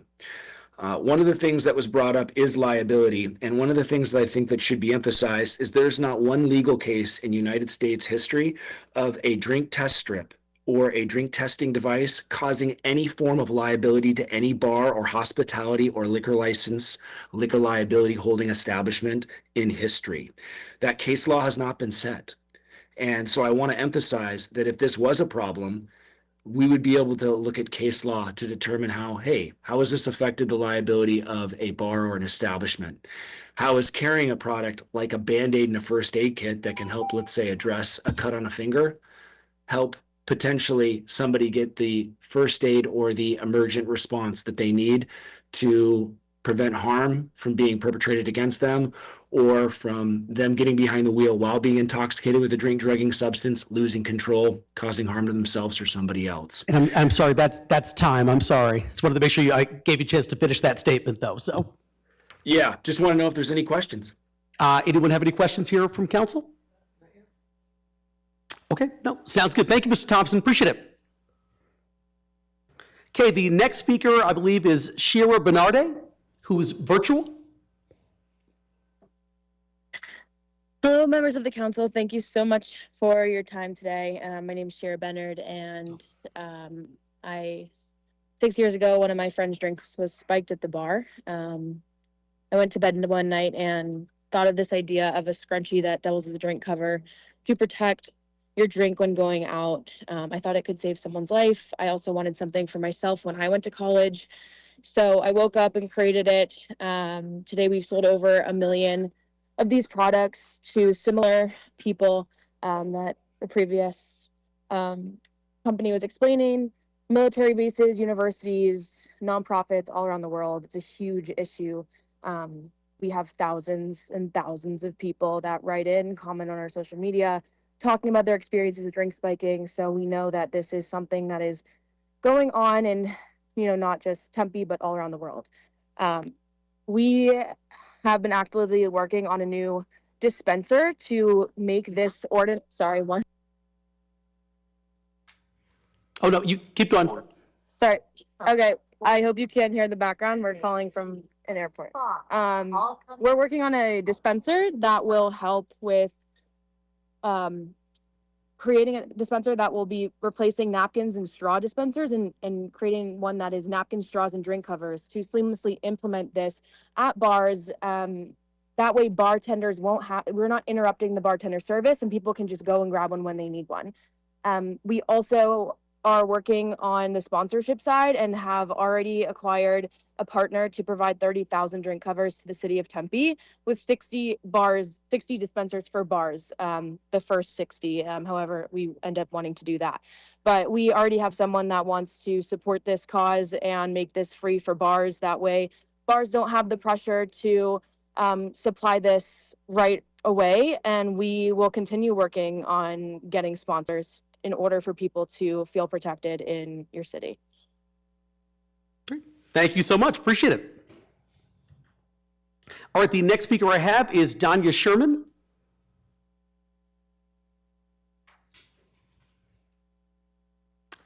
Okay, please come forward, state your name and city of residence. You have 3 minutes. Good afternoon. Thank you, Mayor Woods and the council for the opportunity to speak. My name is Danya Sherman, and I'm the founder and president of a company called NoNap, as well as the executive director of a nonprofit called No More. I originally started this work in harm reduction against drink spiking close to a decade ago after I was drugged while I was a student. My passion around empowering nightlife to be safer for all has drawn me on over 10 years of experience of being able to work with legislators, international, multinational corporations, all the way to entities that were previously discussed as well. As part of our work and support of this type of legislation, my organization is committed to facilitate nightlife to have as few barriers to support empowering patrons to be safe. And so what we've committed to this city is to donate 8,600 NOPE tests, so 8,600 tests that are able to detect 12 different drugs of abuse in as little as 1 minute. And so for businesses would be able to have a grant that's close to $50,000 of in-kind through NoNap. We are committed to being able to support not just the city of Tempe, but also nationally and internationally. And as was previously discussed by Councilmember Keating, this would be the first type of legislation of its type in the state of Arizona, keeping in line with Tempe's precedential nature of being able to lead the way in innovation. Combating drink spiking and drug-facilitated crime is an issue that is being championed not just nationally, but internationally. And Tempe has the opportunity to be revolutionary in making sure that students, college and dating-aged individuals, and anyone that comes into this city is empowered, safe, and knows in nightlife that they are safe to have fun. And our whole work is around making sure people can say nope to drink spiking. And we are excited to be able to offer that grant to the city. So thank you. Thank you, appreciate it. Anyone have any comments or questions, or? Okay, sounds you. good. Thank you so much. Okay, I know, Madam Clerk, the next speaker was supposed to be in the virtual audience, but do you see Mr. Edelbeck? No, we do not. Okay. Oh, you're here in person. Well, then come forward, say your name and city of residence. You have 3 minutes. Thank you, Mayor Woods, and thank you, council members. My name is Nathan Edelbeck. I'm originally from Peoria, Arizona. I'm from Peoria, Arizona, but I'm happy to call ASU as well as Tempe my home. This is my 4th year here at ASU. I'm currently, again, a senior, as well as the undergraduate student government director of University Affairs. This previous summer, the drink spiking prevention campaign was brought to me. I'm super fortunate to have been working on it up until now 2026, so fun past few months. Unfortunately, during these past few months, I've heard so many heartbreaking stories from friends, family members, or countless other individuals from the community about their experiences with drink spiking, their friends' experiences that have led to sexual abuse, rape, or countless other terrible, terrible occurrences. The simple ordinance would, I truly believe, would help prevent this, as well as other, I'm speaking on behalf of many students, I also agree, or that do agree with me when I've discussed it with them. Again, it was brought up earlier, but 75 to 90% of incidents do go unreported. So even when we're looking at the previous data of what happens when it is reported, 75 to 90% goes unreported. With that too, when we go into, when you're deciding where to go out to bars, if certain bars are willing to accept this, that's where the younger crowd's gonna go. Specifically, today we're over lunch, we're talking at the undergraduate government table, and the sorority members were saying that they're gonna choose to go to the bars that do accept this. When the sororities go there, the fraternities are gonna go there, and that's where all the students are gonna go. So for any of the bars here listening, I do hope that you choose to accept it, or if it does not pass, you volunteer to do it. But apart from the increased confidence, it also helps support women and all those students. Tempe is fortunate enough to be home to the largest public university in the United States. Tempe is super proud to be the #1 in innovation, or ASU is super proud to be the #1 innovation. And this is a super innovative ordinance. What an opportunity Tempe has to be the first in the state. I really hope you vote yes. Thank you for your time. Thank you so much, appreciate it. Questions? Anyone, questions?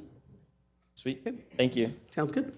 We'll probably get to the sort of the question and answer portion as soon as we get through all the speakers on the list here. I've got several more. So the next speaker I have this evening is Tiara Furukawa. Please come forward, state your name and city of residence. You have 3 minutes.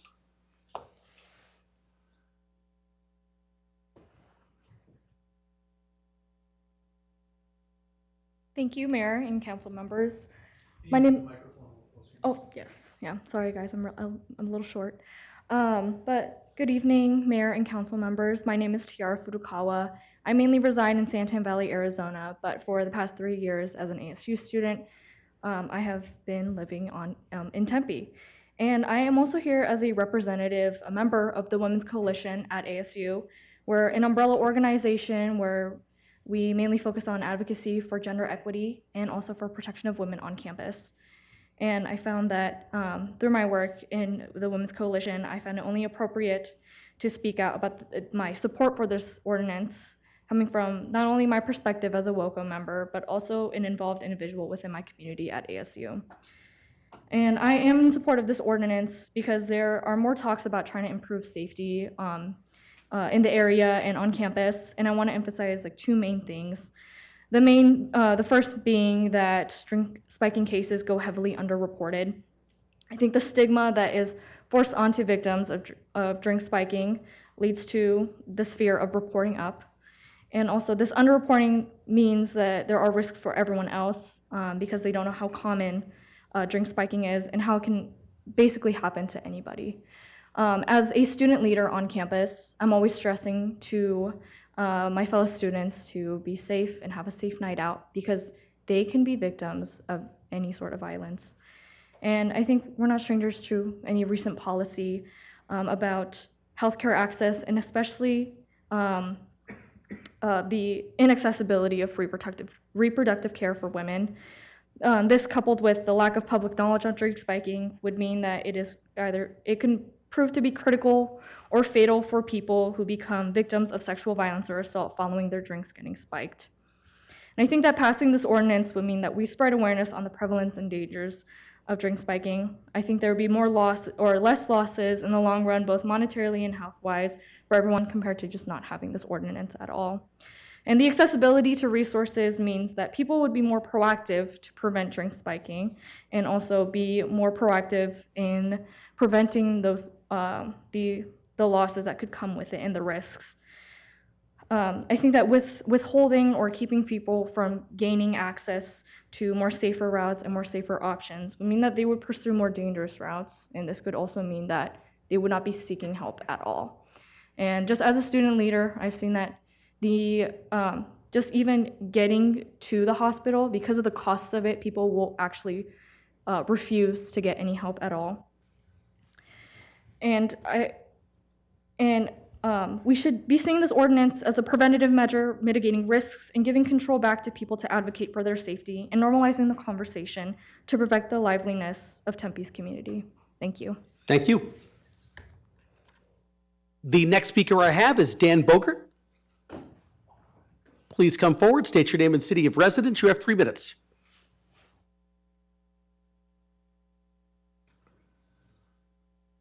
Thank you very much, Mayor, Council. Do I have to say my city of residence, or can I say I was born and raised here and skip over the other part? That works. For the record, Dan Bogert. I represent the Arizona Restaurant Association. I was born and raised here in Tempe, but I do reside in the city of Chandler.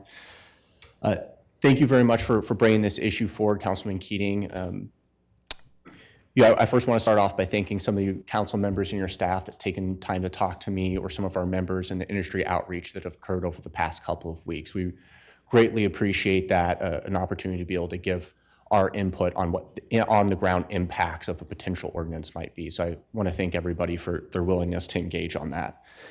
Tonight, I want to do just some quick feedback, because as Councilman Keating pointed out, the work on this is going to continue, but some quick feedback on some of the things as the ordinance is currently written, in the hopes of that we can find some solutions together. The first one is the security plan statute, or ordinance, excuse me, still includes an expansion. At least that's the way the language is written right now. It's still expanding who's going to automatically qualify for the security plans. I'm not sure if that was intentional or not. In our view, we think that's something that should probably be addressed. Secondly, in the second section of the ordinance, specifically 26-7.1, when we're talking about the requirement to carry these tests, the population that's required to carry these tests is actually differently defined than the security plan statute. So it's any establishment that serves alcohol, not just Series 6s and 12s. And again, some of this might have been in drafting, but just wanted to point it out for the record. One other thing to point out is the ordinance uses the term serves instead of sells. We think that that is an important distinction to be made, because private residents can serve alcohol, and that, again, without pegging it to a license, they might get swept up underneath that. Another thing we wanted to point out is the statutory references for the drugs the tests should be testing for. References Title 13, specifically the drug offense definition statutes, but the ordinance specifically calls out the dangerous drug and narcotic drug categories within that statute. Just want to make you aware that excludes a good portion of what Arizona defines as date-rape drugs. We think it's going to be important for you to bring in the regulated chemical side of that as well, to make sure that we're capturing the universe that I think the intention of the ordinance is designed to do. Next, to echo Don's comment about the containers, I think that the presentation that you gave, Councilman Keating, said may allow a container in. I think if the language is changed to may, that solves the problem. Right now it's a shall, and that does create a conflict for us within Title IV and our ability to control what substances are coming in and out of our establishment. The other thing on that container is we would like to see some, even if it's transitioned to a may, we would like to see some sort of clarification on content control, so we're not forced to require someone to bring in obscene material into our restaurants. With that, Mr. Mayor, I'm happy to answer any questions if there are any. Thank you so much. Councilmember Keating? Thank you, Mayor. Thank you for your comments. I do greatly appreciate it. So over the weekend, there was so much back and forth, 2-3 different ordinances so it sounds like there were some clerical errors in there. So I do appreciate your attention to that and bringing that forward. I know we're meeting tomorrow as well. Yes, sir. We can go over those and any other issues that you may have point by point, and I'm happy to make any adjustments needed. Again, my goal here is not to shove a policy down anyone's throat, but bring something forward that we all are happy with. So I greatly appreciate you coming tonight and speaking to us on this, and we will get anything that we can fixed up for next read. Appreciate Perfect. it. Thank you so much. Thank you so much.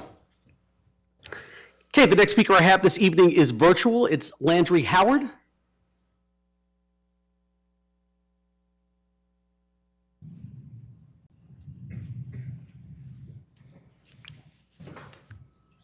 And is Landry Howard in the virtual room, Madam Clerk? Yes, he is, and he should be able to unmute himself. Okay. Landry, can you hear me?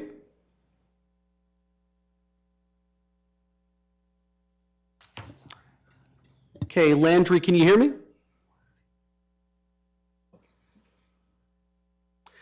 Let's do this. Let's see if we can work on that one. I'm going to go to the next speaker just to keep things moving here. The next speaker I have is Melissa Harlan.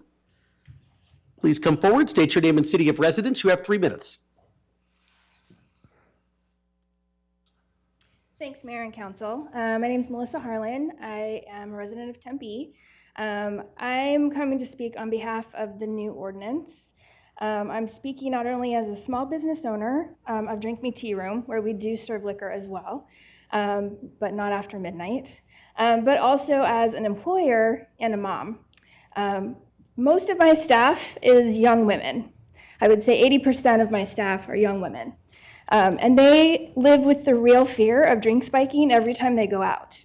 Although I want to call this out that it doesn't necessarily just impact women, everyone can be at risk of drink spiking regardless of gender. Almost all of my team know someone who's been impacted, and some have experienced it themselves. As a mom, I see the same cautious awareness in my daughter. She always watches out for her friends in those situations because that's tragically what they have to do to stay safe now. And I know we've talked about this, a few people have mentioned this. Most of these events don't go reported, but they will tell you they know people who have been impacted.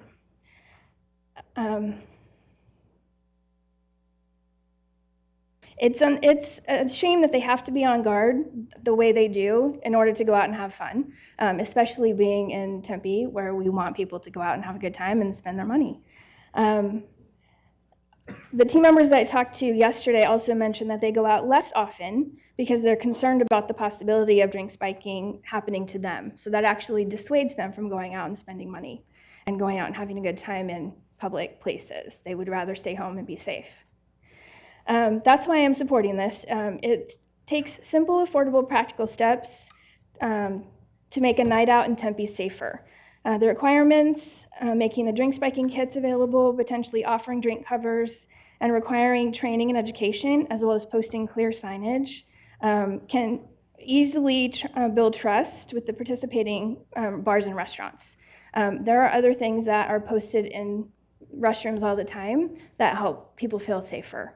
I think this is another one of those tactics.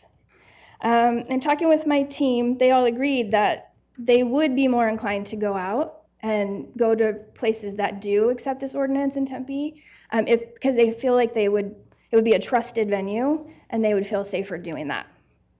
Other places are acting too. California, as mentioned earlier, recently passed statewide legislation, what Tempe's proposing goes further by including training and also offering the 25% rebate on the liquor license fees. In my opinion, that more than covers any kind of cost that would be associated with, accepting this ordinance as a bar or restaurant that qualifies. Thanks. Thank you. Okay, I'm going to try to go back to the previous speaker here, Landry Howard. Can you hear me? Yes, sir. Can you hear me? Yes, please state your name and city of residence. You have 3 minutes. Perfect. Good evening, Mayor Woods. Good evening, council members. My name is Landry Howard, and I'm a current Tempe resident. and a senior at ASU. So at ASU, I am a part of the USG, the undergraduate student government, and I also just finished my term as a member of the Panhellenic Executive Council, which governs all 15 sorority chapters at ASU. I'm super excited to speak in support of this ordinance because a majority of people I know personally know someone who has been affected by drink spiking, and in many cases, subsequent sexual violence. At the same time, very few know someone who has actually reported their experience. That gap speaks volumes about the reality of this issue. Fear, confusion, and concern about not being believed keep many people from coming forward, which is why focusing only on reporting resources is simply not enough. Women and young people are disproportionately affected by drink spiking, especially in college and nightlife environments like Tempe. I'm really excited about this possibility of this ordinance, and I think the city of Tempe can be a leader in passing this common sense legislation and hopefully influence nearby cities to pass similar ordinances as well. Ultimately, we should be doing more to prevent harm before it happens by making simple prevention tools available and prioritizing safety in our nightlife spaces. Thank you for your time, and I hope that you support this ordinance. Thank you so much. Appreciate it. The next speaker I have is Noah Hain. Please come forward, state your name and city of residence. You have 3 minutes. Hello, Mayor, council members. My name is Noah. I live in Tempe. I recently turned 21 in September, and I've really enjoyed going out to Mill Avenue. It's a fun place, but it's also easy for a normal night to turn into a bad situation. People go out in groups and sometimes end up separated or someone leaves alone, and it's easy to lose track of your drink even for a moment. I've set my drink down before and completely lost where I left it. I think most college students and young adults have this worry when they go out, that their drinks could be tampered with, even if they're being careful. My girlfriend and I are always paying attention, but it takes 1 second of looking away to feel nervous. That's why I support this ordinance. Having a drink covers and test kits available is a simple way to help people feel safe and prevent something terrible from happening. Tempe should be a safe place for young people to go out and have fun. This is a smart step in the right direction. Thank you. Thank you. The next speaker I have this evening is Mary Donnell. And I think Mary Donnell is virtual this evening. Yes, Mr. Mayor. And she is they called in, so there's Hello? Yes. Hi, Mary. Hi. Hi, Yes, this is Mary Donnell. Excellent. Yes, please state your name and city of residence. You have 3 minutes. My name is Mary Donnell. I am a resident of Tempe for 15 years. I personally was really proud to see Tempe proposing this ordinance. I've been spiked on Mill twice, one which resulted in sexual assault, which, as we've heard multiple times tonight, I did not report it. That time you kind of are trying to figure out really what happened by the time you really want to maybe do something, and then you don't really know what to do. So having this kit, at the restaurant already, to me, just sounds more of a great opportunity for prevention instead of it being one other thing that I have to make sure is in my purse when I want to go out. I think that for the restaurants and bars that I still will frequent, I will only go to the places that I know people working, because that is something that as a woman you have to protect yourself. So the fact that Tempe wants to propose this ordinance, I think that there is a great way where everyone can be happy and we can, all keep everyone safe. So I really hope that you guys, all the council, can support this going forward. So thank you for your time. Thank you. The next speaker I have this evening is Audra Ward.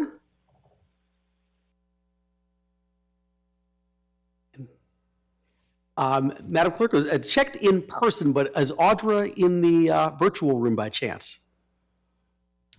We do not see that name in the audience. Okay. Then I'll go to the next person here, which is Renetta Anderson.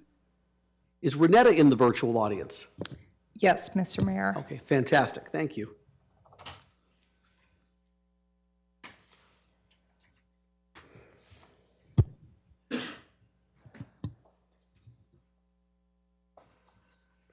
Renetta, can you hear me? You chat him and just say, I need to be unmuted. It's not letting me unmute. We can hear you.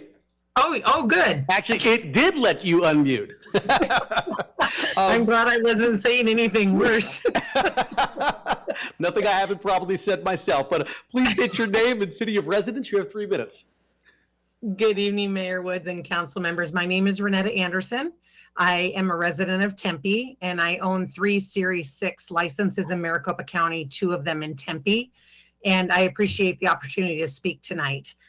Part of my statement has changed a little bit because the language that had first started with the bars having to provide that at our expense, part of mine has changed. And as Don was saying from Alba, I'm more wanting to eliminate the provision about the outside containers. I want to be very clear that everyone here shares the same goal of keeping patrons safe. No one in the bar and restaurant industry takes drink tampering lightly.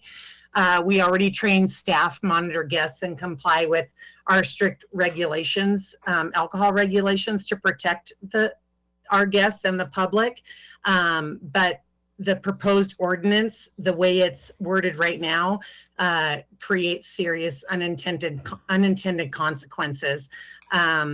The encouraging patrons to pour drinks into their own containers directly undermines our ability to responsibly monitor their alcohol consumption. Once a drink leaves the original glass and is transferred into their personal container, my staff can no longer track how much alcohol has been served or consumed, and it makes it, this makes responsible service harder. It opens the door to the customers sneaking in outside alcohol. That already happens. I don't even allow hydro flasks to come into my establishments because people, that's what they do. They sneak in their outside alcohol. And if a personal container is normalized, then the enforcement becomes nearly impossible. It places my businesses at legal risk for violations that we didn't commit, and it's increasing the likelihood of unsafe drinking behavior. At some point, we need, the adults need to have some personal responsibility and they're choosing to consume alcohol. And I'm not saying that I don't agree with that. I'm encouraging drink tampering by any means. Obviously we don't want them leaving drinks unattended. They need to know their limits and have some of the personal responsibility, but we should not be held accountable for every individual decision a patron makes when those regulations actively interfere with our ability to do the jobs, and that's allowing the outside containers. We support the education, awareness, and of course the partnership with Tempe and our law enforcement, but the proposal shifts the responsibility away from the individuals and places it on us, and it's a little bit unworkable and counterproductive. So I urge you to eliminate that provision for being able to bring in outside containers because it's creating new risks. Okay. Thank you. That's time. Councilmember Keating, you had a question? No, I just have a comment, Mayor. Okay. Thank you very much for calling in, and I'm sure that is something that we'll be discussing tomorrow with stakeholders. And for what it's worth, I think the wings at Final Round are probably some of the best in the city. You're right. Thank you. We agree on that. Yes, we can agree on that. Excellent. Thank you, Ms. Anderson. Appreciate it. Thank you. All right. The next speaker I have this evening is virtual. Bobby Nichols. Hello again, Mayor and Council. Thank you very much for your time, and thank you to everybody who has come out to speak in favor of this ordinance. I'm also speaking today in favor of Councilmember Keating's proposed ordinance amending the city code by adding new requirements related to drink spiking prevention. As new residents in a large college town with an active nightlife culture and a history of underage drinking, Tempe's college students are exposed to drink spiking and similar incidents on a surprisingly regular basis. A NONAP study that I believe Councilmember Keating mentioned earlier found that over 75% of Arizona State University students perceived drink spiking as common, and 54% of students reported having their drink spiked at one point or knowing somebody whose drink had once been spiked. According to a 2024 study, only 1 in 10, or at most 1 in 10, drink spiking incidents are reported to authorities, and approximately 2.2% of respondents reported having been the victim of drink spiking themselves within the past 12 months. That 2.2% number, if applied to ASU's in-person student population and Tempe's adult population, would mean that over 900 ASU students and over 3,000 Tempe residents may have been the victims of drink spiking alone in the last year. Now, low reporting numbers might make the problem look less significant, but the risks are unreasonable and very easily avoided. This ordinance allows a reasonable opportunity for each impacted business to reach full compliance. It includes generous rebates. It allows for resale at markup, and it requires the Tempe Police to make reasonable efforts to provide compliant and well-maintained drink spiking tests to impacted businesses, reducing the cost of compliance to virtually nothing but one jar behind the bar. Mayor and Council, I encourage you all to support this ordinance, and I ask that you also partner with Arizona State University on educational programming to inform students of the dangers of drink spiking and how to respond when they believe that they or someone they know has been a victim. Thank you very much. One point before I go. It was mentioned earlier that Nashville has a program related to drink spiking, and that is their Safe Bar program. I think it is worth pointing out that Nashville is currently seeing a truly troubling spike in, raise in drink spiking, which they are now having to look into new legislation that would be more proactive about preventing it. Thank you. Appreciate it. All right, the next speaker I have is virtual, Whitney Wingfield. Hey, good evening, Mr. Woods and Tempe City Council. My name is Whitney. I am a Tempe resident and a ASU alum myself. Much like Ronetta, to mirror kind of her things she said as well, I'm all for it, not to negate that drink spiking is an issue or a problem. The only problem I have with the whole ordinance is the open container. It opens up me the possibility for criminal liability with the liquor board of, bringing in containers in or out. If you give me a 32-ounce Yeti, I'm going to feel inclined to walk out the door with it, with a beverage in it. So then that opens up a whole new element of drinking and driving, unauthorized source of alcohol, people sneaking in drinks, etc. And also problems with liquor board. So that's the only thing I really have a problem with. I also do not think that we should be mandatory forced to put a banner up in the bathroom. That, if I was to see that at a bar, I'd be like, wow, like how many drink spiking problems do they have at this place? Like, do I really have to watch my drink while I'm in my restaurant? If we feel we want to go ahead and put up the poster, I think we should be able to do it. But just to be that visible and have an element of fear for going into a dining establishment, I don't think we should be forced to put that poster up somewhere. That's my only opposition. But I do think it is a great program. I'm all for the drink covers if they choose to use it.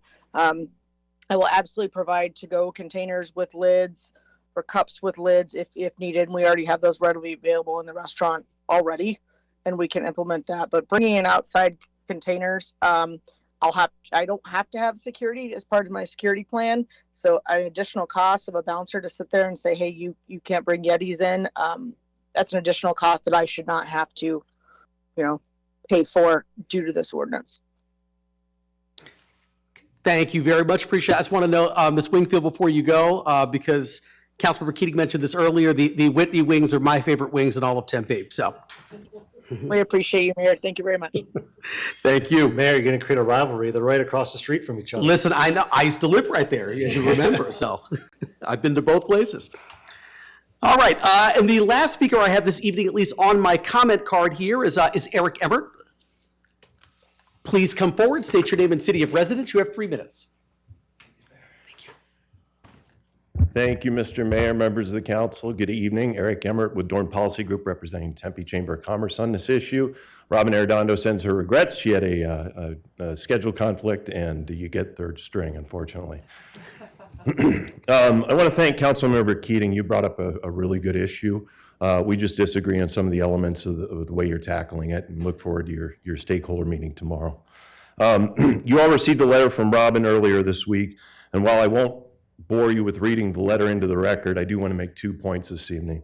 One, the Tempe Chamber doesn't like the mandates portion of this ordinance. The mandates on businesses to provide drink covers and test kits is not only costly over time, but it also creates a business liability exposure that Section 26-71F of this ordinance cannot prevent pursuant to state statute.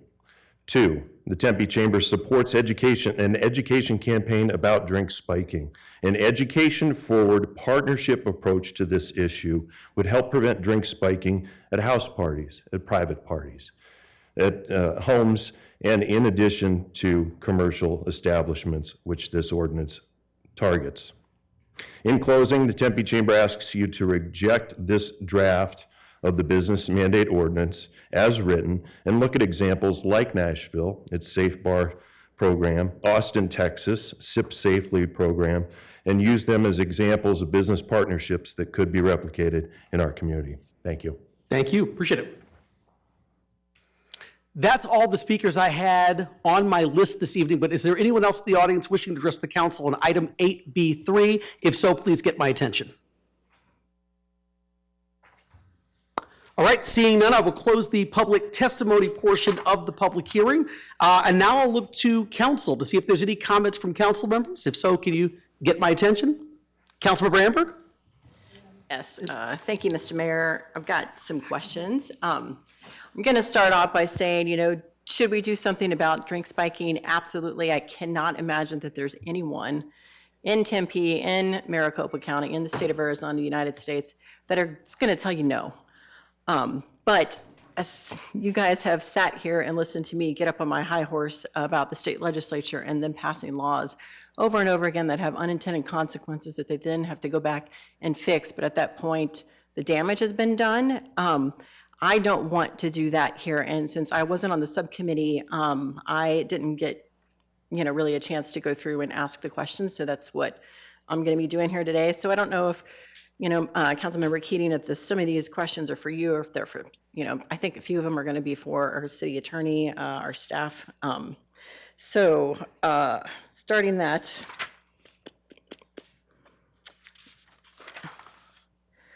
In Section 28-71, you're talking about an establishment that serves alcohol.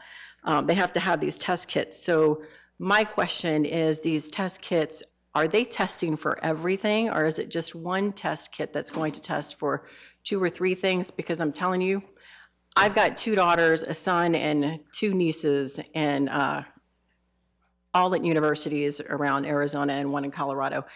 And that is going to give, at least my youngest one, a very unhealthy sense of security, thinking that, all right, I'm just going to leave my drink here. I'm going to go on the dance floor. I'm going to come back. I'm going to get myself a test strip. I'm going to test it, and my drink's good. And I'm going to drink my drink. She will do that. And I mean, that's just what teenagers and early people in their 20s, they think that they're invincible. So are there test kits out there? That's what are we going to be using, the test kits that test for everything, or is it just going to be the most prevalent drugs that are used? Mayor, Councilmember Amberg, the test kits that they will be getting for free, one test for a dozen different chemicals and one test for over 100 different chemicals. So we're not mandating which test kits is being used. To meet my mind, I think a dozen is sufficient. However, if you wanted that extra umbrella of safety, there is availability for a more robust test on the market. Now, Councilmember Amberg, part of the discussions was, do we have test kits that PD essentially approves? That says these are the 10 different varieties of kits that meet our threshold for public safety. I did not include that in the ordinance because I was trying to make it, frankly, as easy as possible.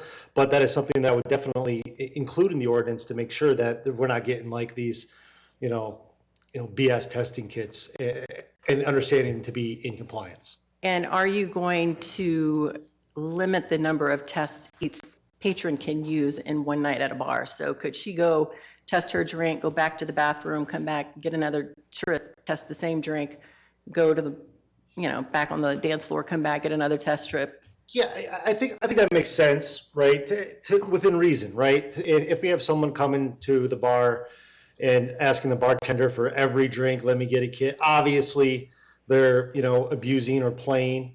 So I think that we could definitely include language, and I would defer to our city attorney on the possibility of that says, like, within reason, you can reject a request. Okay. I'm absolutely fine with that.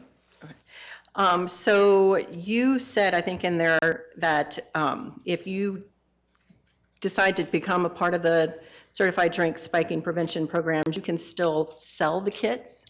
Mayor, Councilmember Amberg, the Tempe Safe Bar program. Mm-hmm. But yes, you'd still be able to sell the kits at a profit. The only thing you'd have to give away would be drink covers to be part of that program, but that program is not mandatory.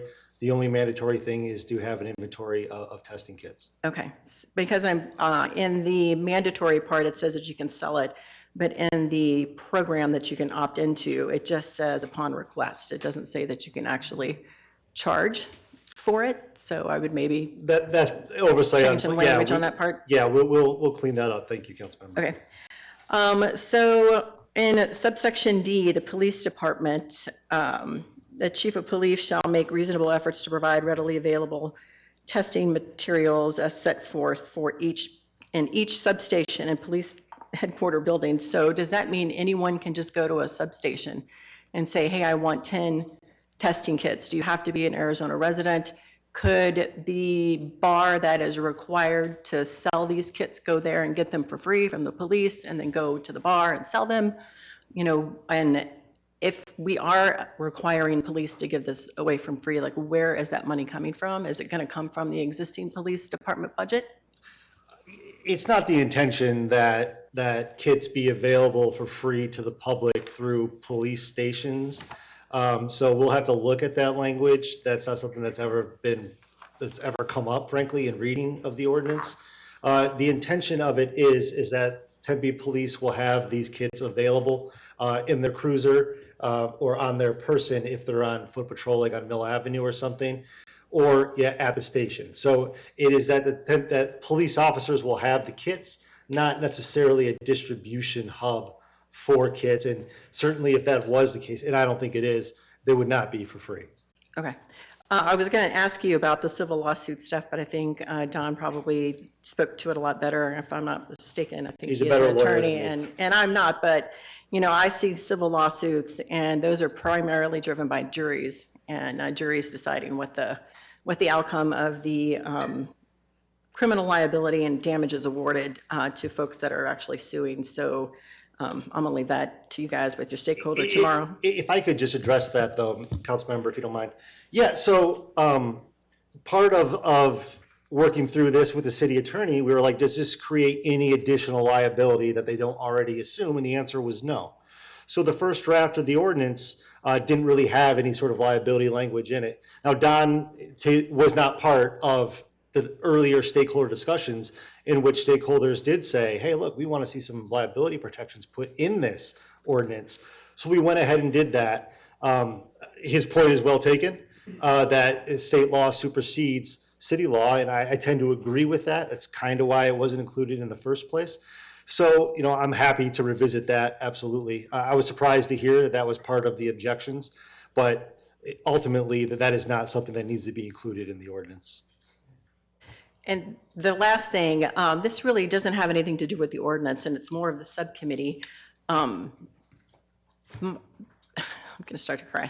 My daughter is 18. She is a freshman at CU Boulder. I have been to visit her and she's in a sorority, and I've gone to the fraternity houses, and it scared the snot out of me. So much so that I sat down and went online, went through some of these education programs with her and was like, you've got to look at this. this is a recipe for disaster. I was hoping the subcommittee would come out with a lot more of a robust education program, especially considering we've got a governing board member sitting on Tempe City Council. So, I mean, I'm not even saying start at college, start in high school. Teach these kids in high school how to remain safe, because you're going to go to a bar and you think that you're safe, then you're going to get up and you're going to go to a fraternity party where there's 150 kids in a backyard. You're still going to have that false sense of security. You need the tools in your toolbox to remain safe no matter what environment that you're in. So I would really hope, and it's fantastic that you had the ASU, you know, a lot of the student leaders here, you know, with the Great Leadership Village, that they would partner with the city, with ASU, with the school district, you know, to come up with an education program so that kids are safe. So once they graduate from Tempe High, Corona, Marcos Diniza, and they go wherever it is that they're going, that they know what to do whenever, you know, they're putting themselves into situations that may be for bad outcomes. All right, well, can I respond to that first, if you don't mind, Councilmember? Councilmember Amber, your point's well taken. And part of the ordinance is an education platform. One of the things that we talked about and that we still are going to do is around education are not things that need to be required by law. For example, we talked about having a yearly annual training on drink spiking, about the prevalence, awareness of the signs and symptoms, situations in which, to your point, your drink may be spiked, right? So we had talked about this with staff is doing that annually somewhere on city property, Tempe Center for the Arts, whatever, wherever, inviting restaurant and bar owners affected by this ordinance, and anyone else, frankly, and their staff to attend. Part of the original ordinance had it in a training module. Tempe Police, if you are required to submit a security plan to the city, there are certain things that thresholds you must meet, and part of it was to have a training module on this issue for bars and restaurants. Ultimately, as we heard from someone tonight, the safety plan aspect was deemed too arduous to be a requirement.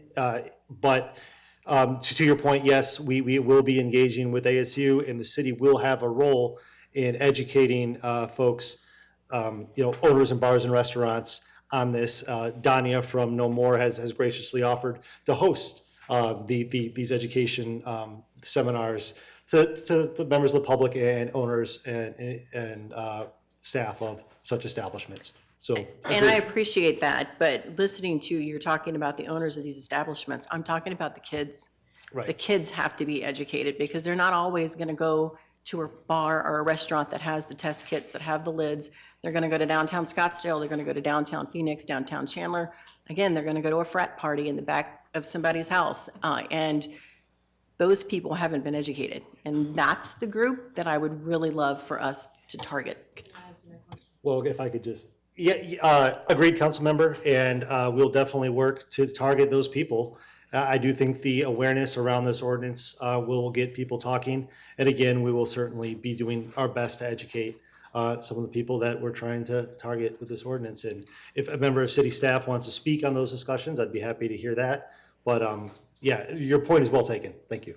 Councilman Raj? Okay, only thing I was going to say is also Tempe Coalition is already working on that with the high schools. That's one of the major things that they're doing right now. That's why they were a part of the subcommittee, and they already have that established within our schools already about alcohol, drinking, spiking. All of that has always been a part of it. And I think you have met with them several times, and they're part of the solution. So they're our arm of it when we talk about alcohol abuse, all of that comes in within all of our schools. So that's a conversation that our schools are having all the time anyway. But Tempe Coalition is a major part of that, to make sure that education is what we're learning in the city is connected to our school district.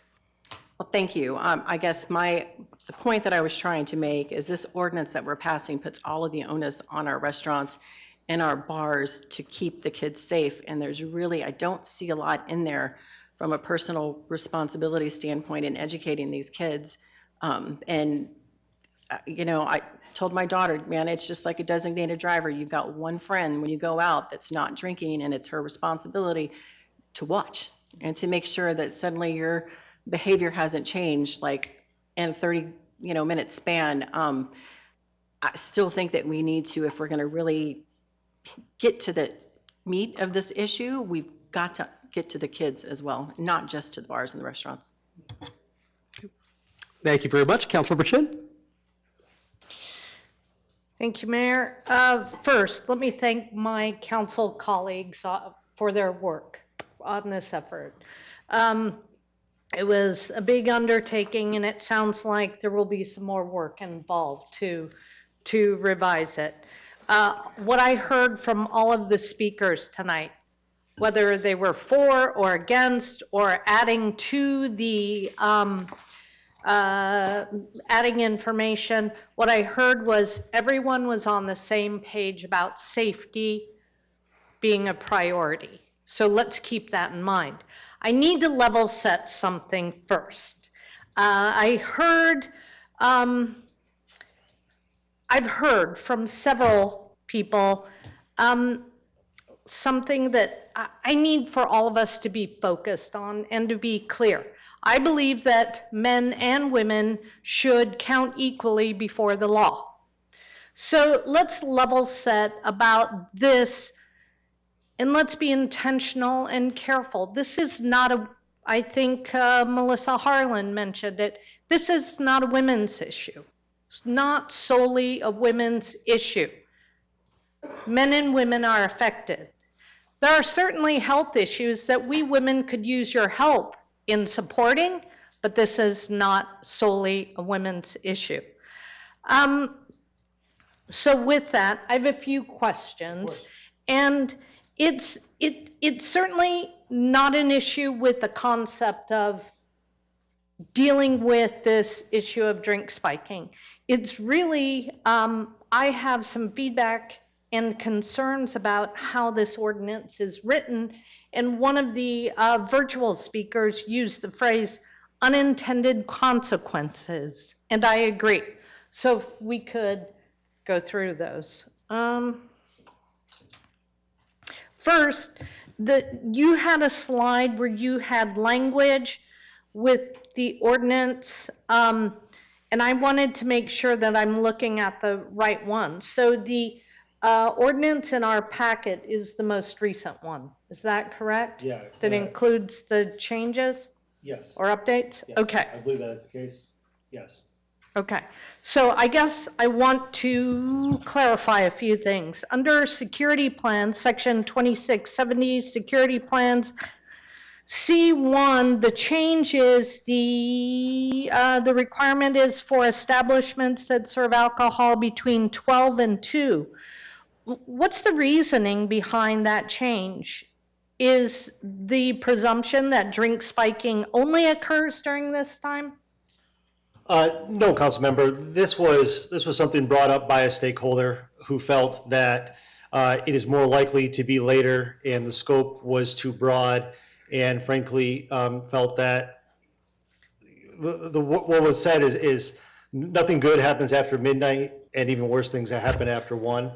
So I felt at the time that, look, if this is something that makes people more comfortable, and I tend to agree with that. You can get your drink spiked at 8 in the morning if you're so inclined. So I tend to agree with your point there. However, I do think if we're getting to really the crux of this type of predatory behavior, it probably is likely to be later at night. That said, hey, if you want to move it to 10 and you would support that. I'm not advocating any time. I'm just trying to clarify and understand, because it could happen at a dinner, at a happy hour, at a boozy brunch. Yep. Right? At lunch. So I think when you add language like that, you make a lot of presumptions, and it could be very limiting. So my suggestion is review that. How accurate is that? What are you saying? What's the unintended consequence when you include that in an ordinance also? Under section D, subsection D, in that same area, exemptions. And the language in there, I think the onus is on the police department. Then the chief of police, in all caps, may grant exemptions from any or all of the requirements of this article. So my question, and you may not have an answer tonight, but what it raises is, what are the exemptions? How does an establishment, how does one know what the exemptions are? And who determines that in the police department? Who approves that? And what staff in the police department will be responsible for this process and these reviews of exemptions? So my concern there is staffing and who's going to do it and be able to do it well, right? If we're going to pass something, we want to do it well, and we want to be able to steward this, right? Okay, do you want me to keep going?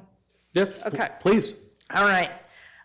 For security plans, the question is, there's a section under F-G about security plans. My questions are, will site inspections be required to verify the plans?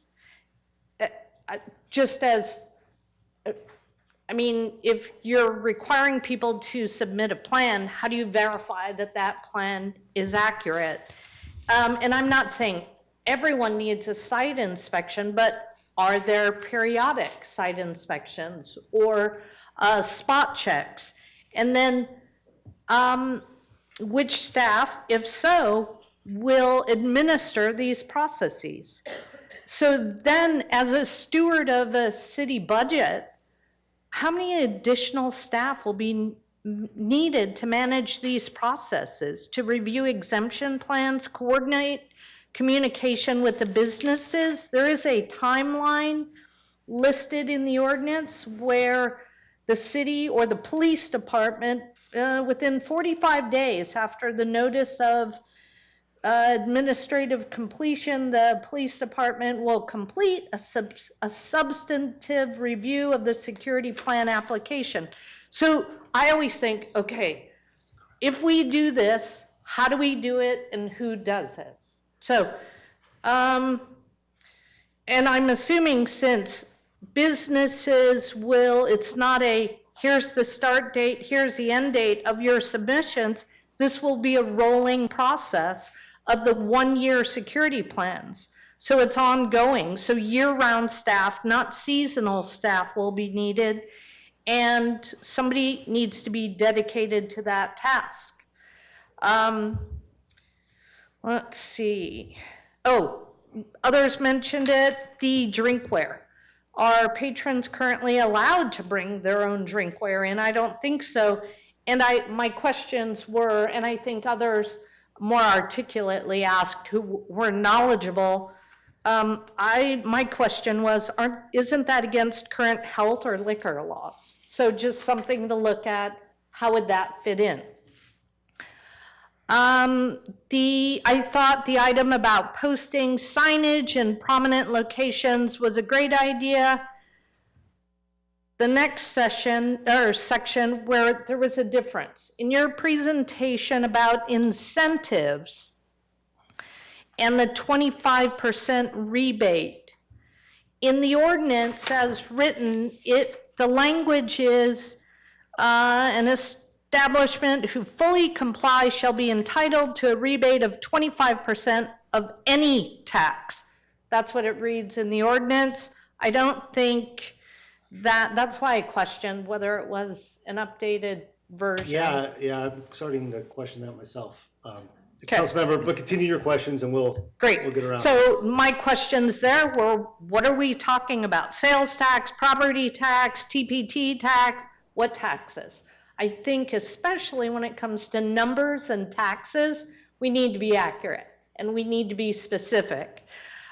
Then when it comes to numbers, who manages that rebate process or tracks the numbers on this? That will be important. Where is the burden of responsibility on this one? and this may be a question for the committee. Let me say this first before I ask this question. Councilmember Amberg brought this up about the education plan, and thank you for sharing that that was the intent. That may be easier for us to understand. If you include it in the second reading of the comprehensive, this would be rolled out in conjunction with these other plans or in partnership with the coalition so that people have a fuller understanding of what we're trying to do and the objectives. Because all I'm seeing is the ordinance and mandatory. And so you've mentioned it and you said people have criticized the work by saying it's being jammed through because we aren't hearing the other parts of it. So maybe that would help. That would help with fully understanding what we want to do. The other question I had was, what other alternative solutions were explored before the committee decided that the mandatory ordinance route was the best plan? Well, I can answer that question. Okay, is that the end of your questions, though? Do you want to? For now. For now? Go ahead. Okay. Yeah, so and then I'll have the city attorney speak to the majority of the rest of your questions. And then happy to circle back if we need to do that. By the way, do we have the same glasses frames? Are you copying me? So yeah, we did look at the volunteer programs as well, right? It didn't start out like this. It did start out as education, volunteer, let's bring awareness, and that's where we kind of got into the education aspect of what we want to do on public space and who would be invited and things like that. And we did look at Nashville. And the thing about Nashville is a city 4.5 times the size of Tempe. It's a party destination. And so we can agree, I've tried to get an exact number of how many bars and restaurants there are in Nashville, but it's in the thousands. And Nashville's program is voluntary and has as many volunteers. The number of volunteers that actually participate in that program is less than what would be covered in ours. That is to say, participation rates are astoundingly low. And that's an issue for me. I've never been the type to do something that's not really going to move the needle and kind of pat myself on the back. Speakers mentioned Nashville had a problem, and I didn't know that, and I Googled it, and it's true. They're actually bringing forth a new ordinance. So we did look at the voluntary thing, and as is in the past with other voluntary programs, we just saw the participation rates were so very low. And so part of the scope of it originally is I wanted to make sure everyone was covered, so you couldn't say this place is a problem and this place isn't a problem. I was trying to be judicious about it, right? And it turns out that scope got too big. So now we kind of try to pare it back down to your earlier point about where this type of behavior and when is most likely to occur. We can't cover everything. Happy to try if you'll vote for it, but we simply just can't. So that's where we ended up on that. But we did explore Nashville. We looked at, there's Staten Island's looking at something. So we did look at a voluntary thing, but again, the participation rates were so astoundingly low that it just doesn't make sense. It's just not something I'm gonna do. The clarification, the participation rates in Nashville are low? Correct. Well, but what I heard from a lot of representatives of businesses, and absolutely the other entities, the ASU student groups, the different other individuals, it sounds like we may be different. Tempe is always better, I think. And, I agree. And I don't think we need to copy paste a Nashville plan, but what elements of it would we want to try and then adapt? I mean, we have the coalition, we have so many other great involved groups in Tempe that it may be worth coming up with. One of our speakers mentioned how innovative we are in Tempe, and I agree that perhaps we can create a better version of that and be the lead in the country. Mr. City Attorney, could you respond to some of Councilmember Chin's concerns? I worry about the version of the ordinance. I am Mayor, Councilmember Keating, Councilmember Chin, and everyone. I do have some concern now hearing your comments. There was a new late update yesterday that did change a few things that may not be in your packet. I'm not sure, but I'll just point out a couple things. Number one, just as a point of clarity, the way we have to set up these ordinances to meet the requirements for the Muni Code publication services, the existing language in the statute is in the small case letters. So anything that you see in the draft ordinance that's in small case is already in the existing code and already part of the code. So that would include all of the security plan requirements. Those already exist.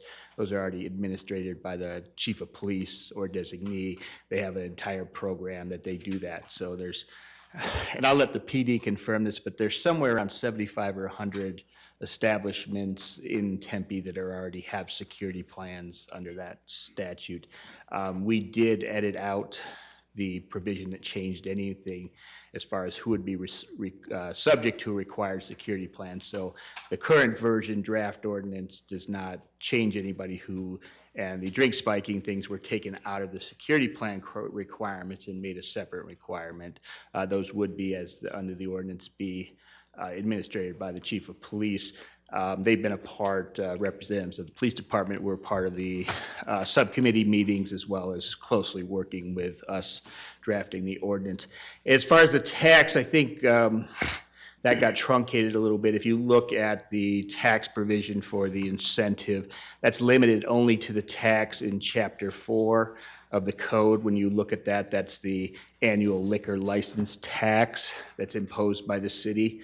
The reason that it's specified that way is because that tax varies depending on the licensee, so they may have a different amount of tax, but thanks. So. Thank you, Mr. Anderson. I'm looking at the incentives paragraph, and it says any tax. Correct. You are correct, Council Chair. It says any tax paid by such establishment for such compliance period pursuant to Chapter 4, Section 4-4 of the code. That is the liquor license tax. That liquor license tax is administered by the Tax and License Department. They've been involved, and they would be tasked with issuing rebates if someone did have a certified security. So do we have the most updated version to review? I don't know what you're looking at. I'm looking at the one that's on the clerk's, what was posted yesterday from the clerk's office. I don't know exactly what you're looking at, but well, that's been in the version since day one. So okay. I'm looking at the revised agenda with the additional materials that were distributed to us. And so what I would ask then for everyone is, if you are asking us to weigh in and make decisions, let's make sure we have the most updated copy so we can compare apples to apples and not apple cider. I don't know, hard cider. I don't know. I don't. Right. I don't. Great juice. But in terms, I think one of your other questions was related. The bars would, under current liquor, if you brought in an empty cup, that's, in my opinion, not a liquor license violation. The violation would be they can't allow somebody to bring their own liquor into a licensed establishment and drink it. That was the concern, as I understood, that they would have challenge monitoring that. Sorry, go ahead. I do think there is one in the language that was proposed by some of the commenters. There is a minor typo. I think it says clean. I think the intent was clear there. It would be clear. That would be so they can. It also says empty, so that as long as the cup is empty, it doesn't liquor license law aren't prohibited. So I think they also brought up that that is a potential area of vulnerability and liability due to liquor control and risk. So I think Mr. Isaacson, and you can talk about it tomorrow, but that's also what I heard. I think I heard them as understood them to, that was their concern with that provision in the ordinance, that would be difficult for them to enforce the requirements that they have as far as liquor control, yes. Did I get all your, did I miss any? I tried to grab all your questions, but I'm not sure if I. Councilmember Amber? Yes, thank you, Mr. Mayor. Eric, is there any way you can weigh in here without outside of us going to executive session? Your opinion on the liability stuff, not necessarily criminal, but civil? That was going to be my question, actually.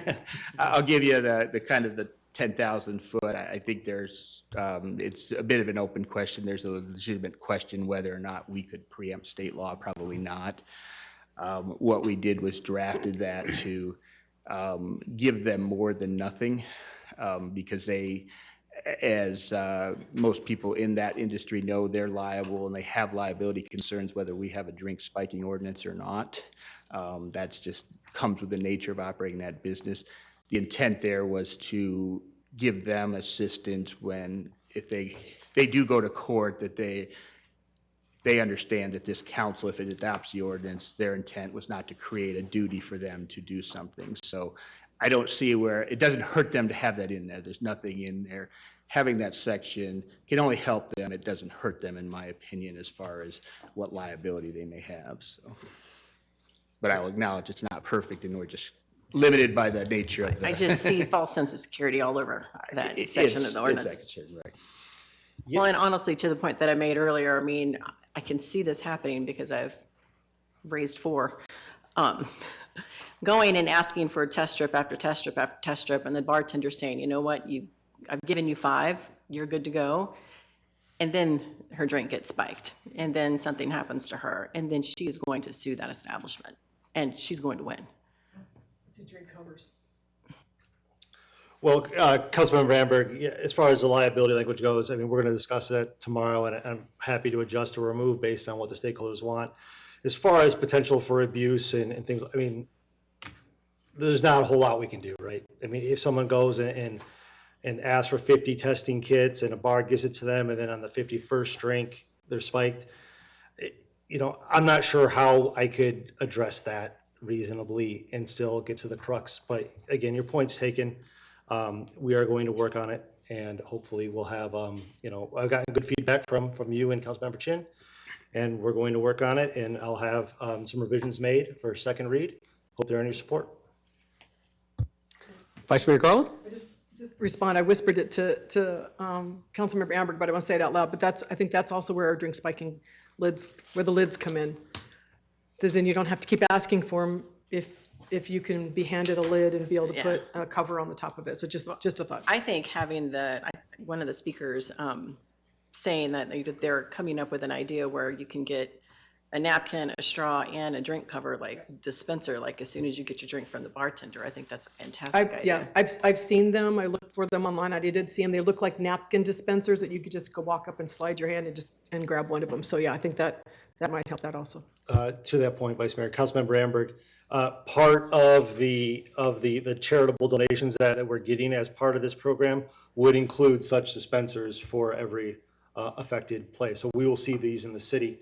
I think they're great, and you know, I think prevention is just as important as deterrence and catching predators as well. So thank you. Sounds good.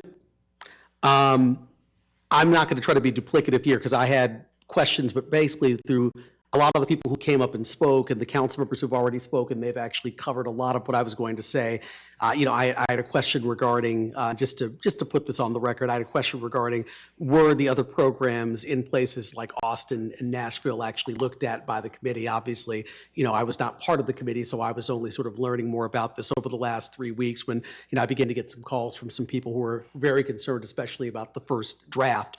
And I know you've talked about that. I do think the point regarding the educational program is really critically important. I think Councilmember Amberg made that point very eloquently, that it's not just a matter of talking about sort of bars and restaurant owners and frankly putting all of the onus on them, which I think is part of the concern that they're hearing. It's basically saying that, you know, we need to make sure that everyone's educated when it comes to going out and being in the world and going to parties, because a lot of these incidents that we saw in some of the data we got back weren't happening even at bars or restaurants or places that were carrying a Series 6 or 12 license. They were happening at places off-site. And so if we're not talking about kind of a really robust education program, a lot of people, frankly, are not going to get the information and the data that they need to make good decisions when they're out in public to protect themselves from potential harm. I definitely want to make sure, I know you're going to continue talking about this, but some of the issues regarding liability that were raised by some of the business owners and that were raised by a couple of the council members, because my concern is, look, I recognize when people have a small business, they are putting their own capital on the line, many times their house is on the line, their 401k, their child's college fund, and they're concerned that just one bad lawsuit could cause everything to pretty much be wiped away, and they've got to start all the way back at one again. So, just making sure that we continue to look at that language regarding liability, because, I'm not a small business owner myself, but I understand when you take that kind of a risk to open up your own business, you want to make sure that one situation doesn't completely wipe you out and you lose everything from the standpoint of taking care of yourself, but also taking care of your loved ones.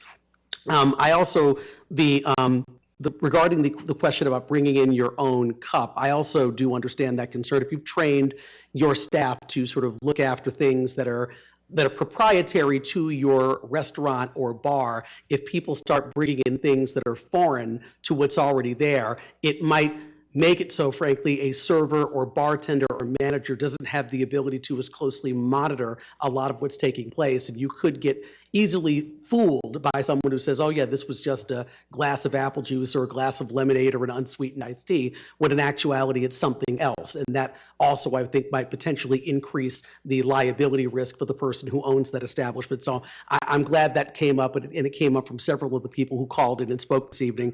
And obviously just making sure that we're mindful, if we're talking about things like signs or something of that signage in a bathroom, that it's something that it's something that the stakeholder groups have an opportunity to weigh in on, to talk about what that might look like, and that it doesn't, because this is something else I heard from a lot of folks who, bar owners, restaurant owners, their concern was, is this going to be do people really understand if this goes through?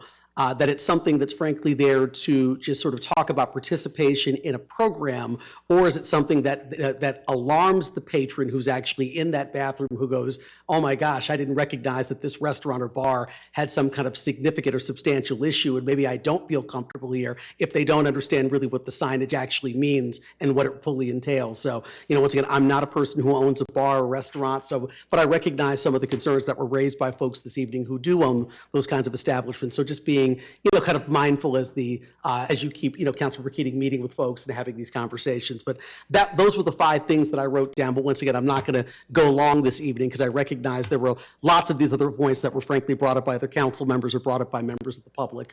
So I wanted to make sure just to put those things on record. So, yes, Vice Mayor? So one thing I will address about the signage, the bathrooms that I've seen and gone into here, when they have the human trafficking sign in there, I've never thought about human trafficking being an issue in that location, but I understand what somebody might think about it. It will be a blanket signage that would be in all of these establishments. So it's not picking one over another. It's information that's out there. What I'd like to be able to see is a signage in there with a QR code that gives them more information, more specific information, and then it continues to give us education. And I think the important thing is we talk a lot about the ordinance, because frankly, that's what people are doing. They're contacting Councilmember Keating and having these discussions with him about the ordinance specifically. We've always talked about education. And we know that we have a great organization in the city of Tempe called Tempe Coalition. They are already working in the schools, elementary school, middle school, and high schools, to talk about drug information and drinking and vaping and all of these things. This is just one other way that we could be working with an organization here in Tempe that's going to also get this information out. As Councilmember Amberg was talking about, the sooner we start talking about it, the better. And I 100% agree. I mean, I'm thinking about education programs going to our Girl Scouts. Councilmember Amberg and I are part of our girls were in the National Charity League. That's an all-girls organization. I see this going there in their senior year or their junior year and going to talking to them. So I see this education part. That's the part I'm super jazzed about. But I do want to say, I just wrote some information down here so I wouldn't forget it. Public safety laws are not based on how often harm is reported, but on how serious the harm is when it occurs and how easily it can be prevented. In Tempe, we already work in partnership with our bars and restaurants on preventative safety measures like fire extinguishers, food safety standards, and capacity limits. Not because emergencies happen every night, but because preparedness protects our patrons and businesses when something goes wrong. We do not require measures because danger is common. We require them because danger is unacceptable. Good public policy does not wait for harm to become common before acting. We know that drink spiking is widely underreported due to memory loss, fear of blame, delayed awareness, and lack of immediate testing. But the harm can be serious, and the tools to address it are simple and low cost. The city will work alongside our business community to provide education and guidance and implement this process thoughtfully. At the end of the day, this reflects who we are in Tempe, a city that looks out for one another. I believe that this ordinance, if it prevents one drink spiking issue, then we have done our job. A safe Tempe is a thriving Tempe, and that is good for our residents, students, visitors, businesses, and communities. And I am happy to support and be on the committee with Councilmember Keating and Councilmember Hodge, and I really appreciate all the work that you have done, Councilmember Keating, and meeting with the stakeholders to take it from where it was when we started to where it is now, and I appreciate that you're still going to be meeting with them tomorrow. So I appreciate what you're doing. Thank you. Thank you. Mayor, if I may, just one comment? No, please. Councilmember Chin, do you have more questions before I speak, or we're good? No, Okay. I did forget to mention, we could also be addressing the Boy Scouts Oh, yeah, of course. when we discuss this, so thank you. Yeah. So, with regards to signage, I think signage is critically important, especially to what we've heard today is, about the education aspect of this campaign. So what I brought forth is an ordinance around drink spiking testing kits and covers and liquor license rebates. However, as I had mentioned, this was always intended to be coupled with an education campaign in the city, and I do think that's critically important. To me, the signs are a big part of that campaign, because to Vice Mayor Garland, a QR code on the sign that goes to drink spiking, tempe.gov/drink spiking or whatever, that has information to be available wider than just, the availability of the kits. So happy to work with stakeholders on the signage. PD has drafted a sign already. That's nothing that we can't do. We can't modify and tweak. But I do think we cannot pass an ordinance saying, hey, these things are available, but then say you don't got to tell anybody about it, because to me it is a public safety question. So we will work on the signage. We'll work on a formal. Well, I don't know about formal. We'll have staff prepared to speak to the education aspect that will go that will be coupled with any sort of passage of this ordinance. We will work with. I love working with ASU. I see Timmy G out there, who was in all the stakeholder meetings, and we've had some discussions around how ASU could be an active partner in this, because ultimately, ASU and Tempe is a symbiotic relationship, and we want to make sure that ASU and Tempe are coordinated in our efforts here. And if I'm a parent and I'm sending my child to ASU, a big selling point to me would be ASU's in a city that is taking my child's protection very seriously. So I appreciate all the feedback we've gotten. I will meet with stakeholders tomorrow, and we'll have a revised ordinance, an accurate revised ordinance, Councilmember Chin. Though I do think yours is accurate. We will have something for you. Ultimately, at the end of the day, we are going to bring this forward, and I would love to earn a 7-0 vote. So thank you. Thank you. Appreciate it. Yes, Councilmember Amberg? Thank you, Mr. Mayor. Could I request from staff then, whenever we come out with this new ordinance, if you could send out a memo saying what changed between this one and that one, that would be great, because otherwise I literally have to put them next to each other to figure out what it is that changed. Mayor, Councilmember Amber, that's certainly what we'll do. Normally is just send out a red line version as well as a clean version. That way you can look at the red line. You should be able to see exactly the changes between the two. So. Well, you're talking about a red line, I'm talking about a memo. Those are two different right, things. Well, we could do both. So. Yeah, can we get like a one sheet? Well, like I had in my PowerPoint? Yeah. Sounds good. I would definitely love the red line version as well, because I like to compare both documents and sort of compare and contrast. So We will thank do you both. for the memo and the red line document and the clean version, so I guess all three. Yes. Councilmember Hodge?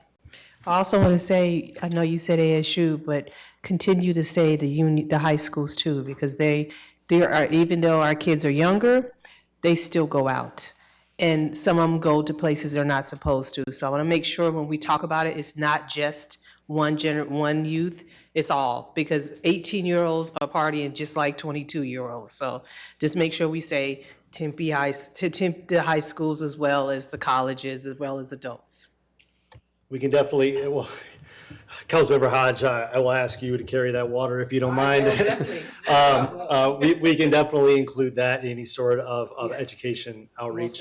And I would ask the council to be mindful of, if we are going to do some sort of more robust education than I've already outlined, think about what we're comfortable with, right? With regards to cost, with regards to scope, because I am all for, going bigger and better and higher. So let's think about that. Well, we will bring something forward, a more formal proposal in that regard. Thank you. Thank you. All right. Any other comments or questions on item 8B3?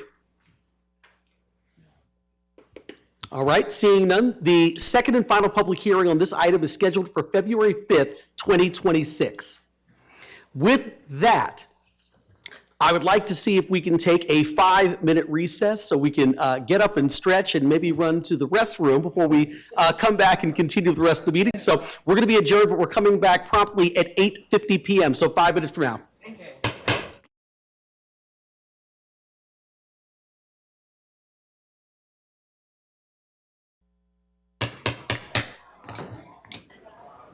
All right. We are going to go ahead and reconvene. Sorry, Craig, I got locked out. Hey, it's all good. You're back now. That's all that matters. We're going to go ahead and reconvene this council meeting here. And we're not going to consider the remaining items under the ordinances and items for introduction and first hearing section on the non-consent agenda. So we've got 8B1, which is to introduce and hold the first public hearing to adopt a resolution for a general plan land use and residential map amendment for a mixed-use high to commercial, and adopt an ordinance for a zoning map amendment from R4 TOD to CSS TOD on 0.7 acres for Marlot's Garage located at 1249 East 8th Street. The applicant is Motley Design Group LLC. Is there a presentation from the applicant? Yes, Mr. Deschler? Please come forward. Derek Deschler with Motley Design Group. Good evening. Okay, thank you. Hi, Derek Deschler here for Motley Design Group and 8th Street Filling Station. Rudy Vaffidari and his wife, Rita. The project is Marlette's Garage. It's an adaptive reuse project in right across the street, County Corner from Fort Peaks Brewing Station. We're going for a general plan amendment and zoning amendment. And this has gone through DRC. So I don't know if the site plan is terribly legible for everyone here, but we are planning to retain the building, the architecture, the structure as much as possible. And the only thing we're doing to the structure itself is going to change the siding to new siding, and probably most of the trusses at the interior, wood trusses, will be replaced. New windows, some new doors, but the structure, the shape of it in general will remain the same. And then, of course, the entire site that you're seeing here is currently undeveloped. It's dirt lots. So we're planning to add parking for potential tenant space in the interior, and the other idea was to possibly use the middle space as a food truck plaza. Potential client tenants for the space that the client is currently talking with are thinking of either a pizza restaurant or a convenience store.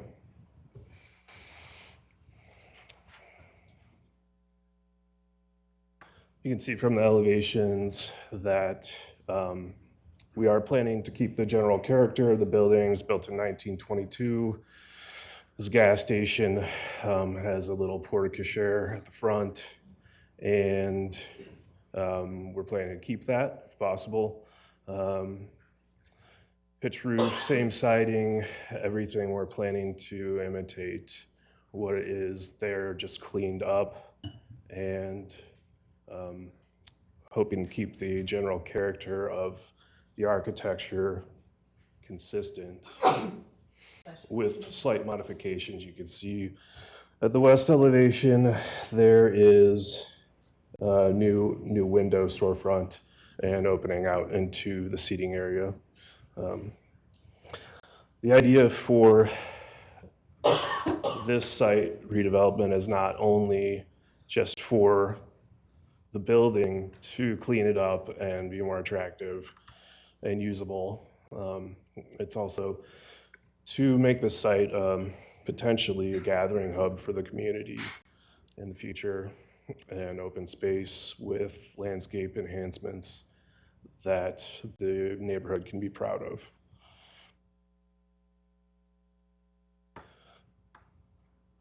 It is historic eligible. However, the state is not recognizing it for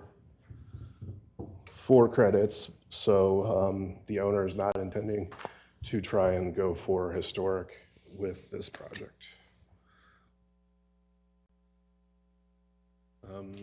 Questions? No questions for me specifically, other than to say that I'm very excited about this. I mean, I've been driving by that garage for 20 plus years now, and I've always thought it might be a really great adaptive reuse opportunity. So just great to see that there's a plan that's being moved forward now to kind of, restore that building and activate it and make it something that Tempe residents and visitors alike can frankly enjoy. So just very excited to see this in front of us. Yes, Councilmember Keating? Yeah, I just want to echo what the mayor just said. There's a Facebook group, and there's a woman who doesn't live in Tempe anymore, but used to, and talks about this garage and how great it is, and she hopes it's still there, and asks, "Hey, is that garage still there?" And I've never really understood it. I didn't understand why. So every time I drive by it, I kind of think wonder what it is about that garage. So obviously, it's a historical site, and it's something that is important to people, whether they live in the city or whether they grew up here and then moved away and still want to check in to make sure that garage is still there. So I like the concept. I like what you're proposing, and I think it's great. So well done so far. Okay. There's always a second read if we find it out. So good job. Excellent. Anyone else from council? Any further comments? Mr. Deschler?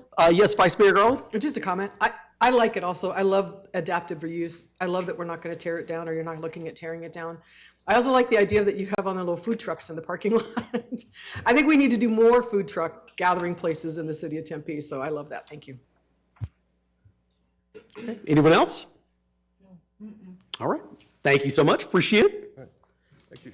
All right, this is also a public hearing item, so I'm going to open up to see if there's any public testimony on item 8B1. If so, please get my attention right now.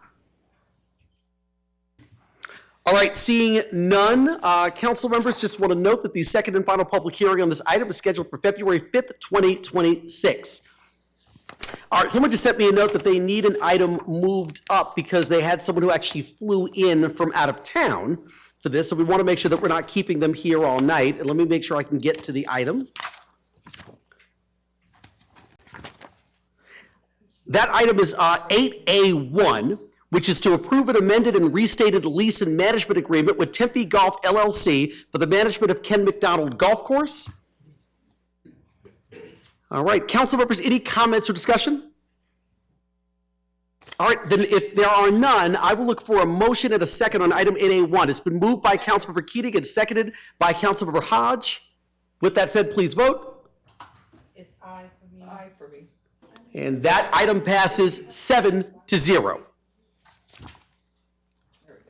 All right, we're now going to go back to item 8B2, which is to introduce and hold the first public hearing to adopt a resolution for a general plan land use and residential density map amendment from mixed-use moderate to mixed-use industrial moderate, and adopt an ordinance for a zoning map amendment from MU4 PAD to GID on approximately 25 acres for Priest and Alameda, located at 2750 South Priest Drive. The applicant is Gamage & Burnham PLC. Good evening, Ms. Voss. Good evening, Mr. Mayor. How are you? Pretty good. For your record, and members of the council, for your record, my name is Angela Voss, law from Gamage & Burnham. John Yep, he's Duvall- behind you. I can. I couldn't find him. John Duvall is here with me. Those of you may remember John. Do you want to stand here? Or you can. I want to stand wherever you want me to stand. Okay, you can sit right here. John used to be, and I was going to tell you a story. Jason, my little thing. John, as some of you may know, was the developer of the Liberty Center at Rio Salado and Priest, where the drive time is. And John is has changed his new company at Panettone. Jason? But I was just going to start my presentation. Okay, no worries. And John's new company in Panettone, so you can see the type of buildings he's built in Tempe and the commitment he has shown to Tempe. So we're going to do this quickly because I know we've had a late night, but I just wanted to talk to you about some things.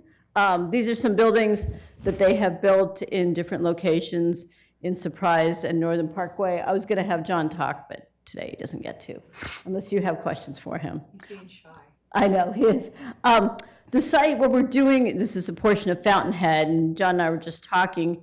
You may remember this used to be the location of the old State Farm offices. And since State Farm moved out, and we were telling Councilmember Chin this a little bit, they moved out 15 years ago, if you can imagine that. And those offices have been empty since then. And so, they've tried to re-tenant them, and just office has been different. So in 2023, this council approved a project to try to do some multifamily there. And so this is the site plan that was approved. So some office and then multifamily, but that didn't work forward. So what we are coming here to do is revert the zoning back to GID, go back to industrial, matches the rest of the community, take away and go back to general industrial, remove the MU4. So just to show you from a general plan perspective, we'll go from mixed use moderate to mixed use industrial moderate. Again, similar to what surrounds it. It will be GID just like the rest of kind of what's around that area as you go up and down Priest. But what we're really excited about, and I think what other people have been excited about, is we can bring new industrial buildings that will be more manufacturing attracted to kind of the semiconductor industry, some of the stuff that you see down the research park, jobs, high, employment. And what you'll also see, the office will be scraped. We will have a lot more vegetation. We will have, very high quality buildings. John can tell you a little bit about it. And we're really excited to kind of bring this project here, and I can keep going on, but, and also show with Shelley's help, we're also decreasing the number of driveways. So that also helps kind of the movement on Priest. But I think this is really going to be an important kind of, as we establish the Priest as a really important manufacturing corridor, starting from drive time going up at Rio Salado and going all the way down towards Intel. You see a lot of activity coming in, certainly with the research park and Warner and Hardy. And just to give you a quick, here's the green code. As we are moving forward, I have this on both of our presentations, but in terms of what we're looking forward, in terms of complying with the building, with the green code. So that was quick, I know, and I'm happy to answer any questions. And John's happy to talk about it. Sounds good. Thank you, Ms. Voss. Anyone on the council have any comments or questions? Oh, actually, Councilmember Amberg. Thank you, Mr. Mayor. Bongela, so there is a residential neighborhood just south of this. Are you going to restrict delivery times for the trucks that are going in and out? Because, I just can't imagine if you're living just south of it at 2 o'clock in the morning and you hear an 18-wheeler backing up. Yeah, it's pretty loud. That's not contemplated at this time, no. There's 3 or 4 houses that border. I would add one thing to some of the things that Manjula mentioned. One of the things that we're really excited about, obviously these office buildings were bustling with thousands of people working in them at one time, and they've become functionally obsolete, right? When they moved into Tempe Town Lake, they have not been able to release these as is, and so there's really no use for them today. But one of the things that we're doing, what I think what we'll be attracting, Manjula mentioned manufacturing jobs, but I think we're really going to be getting a lot of here is what I would call advanced manufacturing jobs because of its location here in the city of Tempe. And one of the things that we're doing that's very unique, on this site plan is we're keeping the garage. The parking garage is 3 stories on the southern portion of the site. So what those neighbors, that the few houses that do abut this site, won't be seeing anything different than they see today because that parking garage exists. It's been there since this project was built 20 some years ago, probably 30 years ago. And I think that's actually very unique. We'll be the only high-level industrial park in the entire Metroplex that has structured parking. And it'll allow us to go up to as much as potentially 3 per 1,000 parking ratio, which I think speaks to the fact that we don't just anticipate these buildings have like 4 forklift drivers in them and 5 jobs. There will be a lot of people in here doing what we really call advanced manufacturing. And there's very little of that modern product available. Most of the sort of industrial stock that exists in Tempe across the street from us to the east is 30, 40-year-old product with 22-foot clear heights, not the power that we're going to have, certainly not the parking that we have to attract these kind of higher level jobs. We don't just anticipate, small amounts of employees doing very little value add. There will be value add manufacturing going on in these buildings. We're virtually certain of it. And keeping that parking garage will really help us attract those kind of people to be able to park out of the heat in the summer, but also, on a heavy shift, be able to achieve way more than the typical parking of a typical warehouse development in the city. So restricting delivery times is a little tough for us to commit to, but we don't envision this being like a heavy, heavy trucking type of park. I think So they'll when you be say it's working tough in for the you to project. commit to, you're saying that you're not going to? Yes, That's the basically, I answer. am, yeah. Councilmember Adams? Okay. Just a couple of things. Have you guys reached out to the neighbors around there so We they have understand? talked to the neighbors, we've had a neighborhood meeting. No, we have not had anybody who attended the neighborhood meeting. We have one person from Sunt who attended, but we've reached out to the neighborhood and no one attended. The other thing I would say to Councilman Adberg and to you, if you look at the site plan as it's here, our truck bays are interior, and so we have mainly the garage, and so we've tried to establish it so that the truck bays are mainly going, on Alameda, staying away from the neighborhood. That has been something that we talked about during the neighborhood meeting. And so to the extent and I live very close to the site. I drive by it 800 times a day. So, where you have trucks coming are not closer to Fairmont where those neighbors are, pursuant to what Councilman Amberg said. The site has been designed very purposely so they will come in at Priest and Alameda and stay away from the neighborhood. But we have not heard from any neighbors. If you drive by the site right now, there is fencing around that neighborhood, that there are trucks coming up and down Priest, as you know, but we have not had anybody come talk to us. And I think people are, I don't know, but That's a good I understand point. what you're saying. I don't mind the deliveries. I don't mind people going in and out in the middle of the night. I mind these trucks backing up.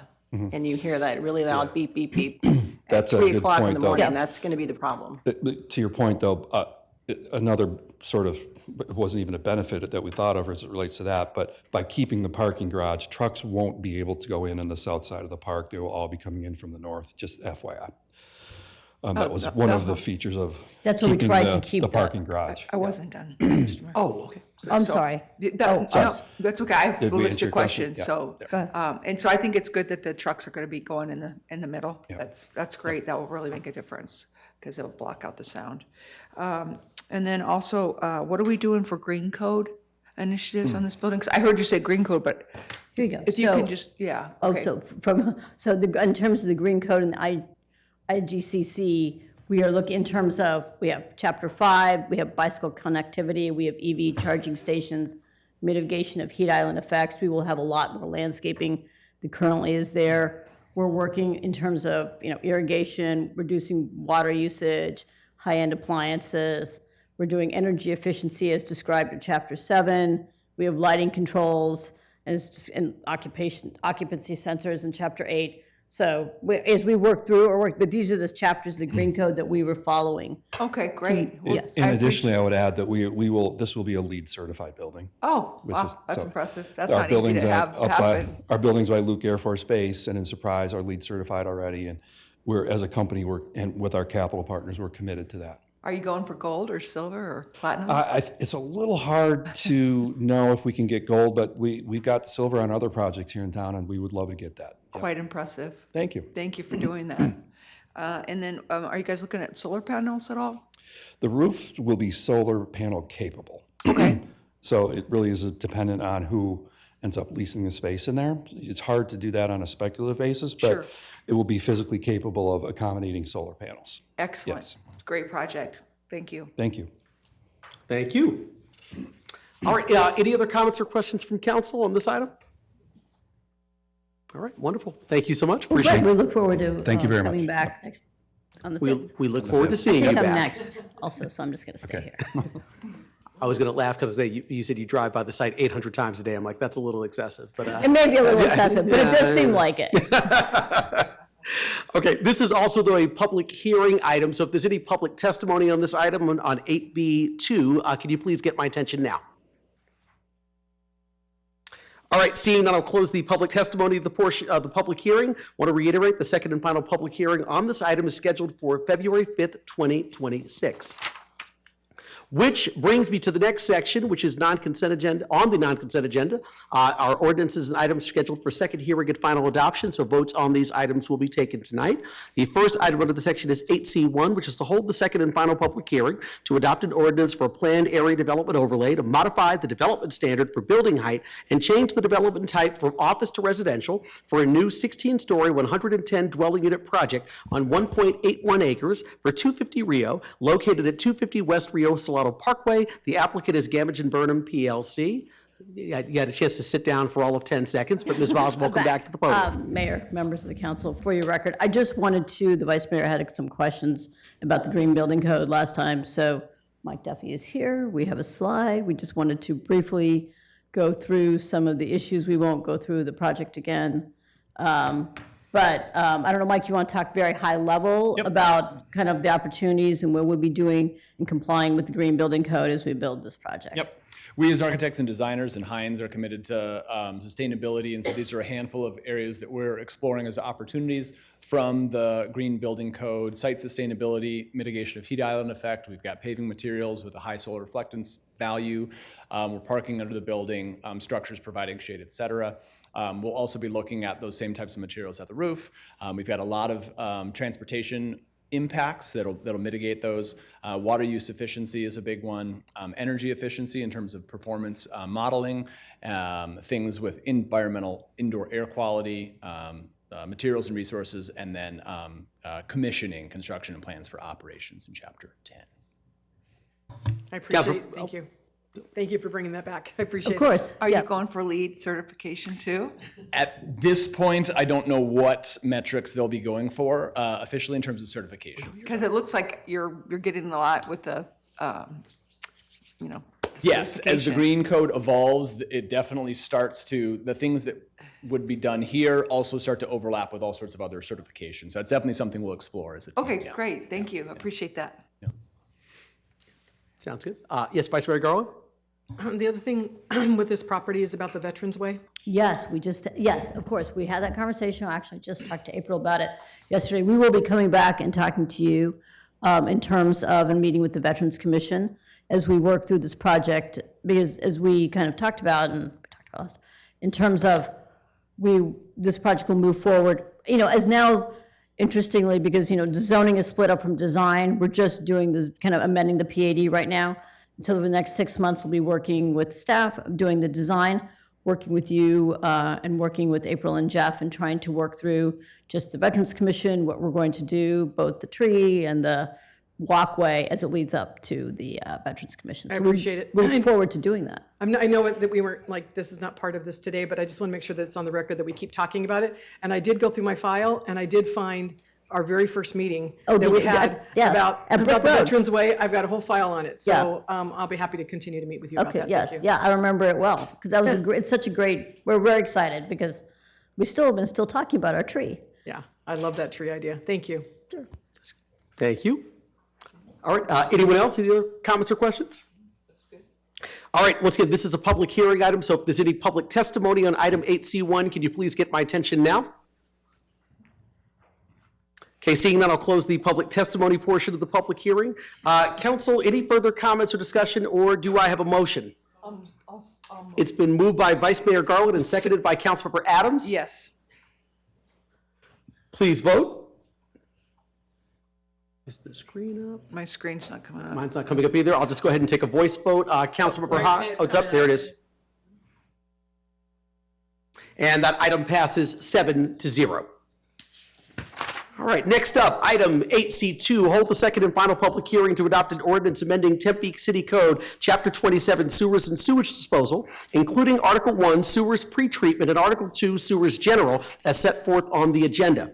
This is a public hearing item, so if there's any public testimony on item 8C2, please get my attention at this time. Okay, seeing none, I'll close the public testimony portion of the public hearing. Council, any comments or discussion? So moved. It's been moved by Councilmember Hodge. Second. Seconded by Councilmember Adams. Please vote. And that item is approved, 7-0. The last item under the section is 8C3, which is to hold the second and final public hearing to adopt an ordinance authorizing the partial abandonments of 3 waterline easements and 1 sewer and water easement located south of Broadway Road and west of Price Road. This is also a public hearing item, so if there's any public testimony on item 8C3, please get my attention now. Okay, seeing none, I'll close the public testimony portion of the public hearing. Council members, any comments or discussion? It's been moved by Councilmember Hodge and seconded by Councilmember Chin. Please vote. And that item also passes 7-0, which brings me back to other items here under miscellaneous items, bids, contracts, and resolutions. The last item on that section was 8A2, which is to adopt a resolution approving the purchase of real property located at 950 East Baseline Road, Tempe, Arizona, and authorizing the mayor to execute any necessary documents to finalize the purchase. Council members, any comments or discussion? Motion to approve. It's been moved by Councilmember Adams and seconded by Vice Mayor Garland. Please vote. And that item also passes 7-0. Which now brings me to item number 9, current events, council announcements, and future agenda items.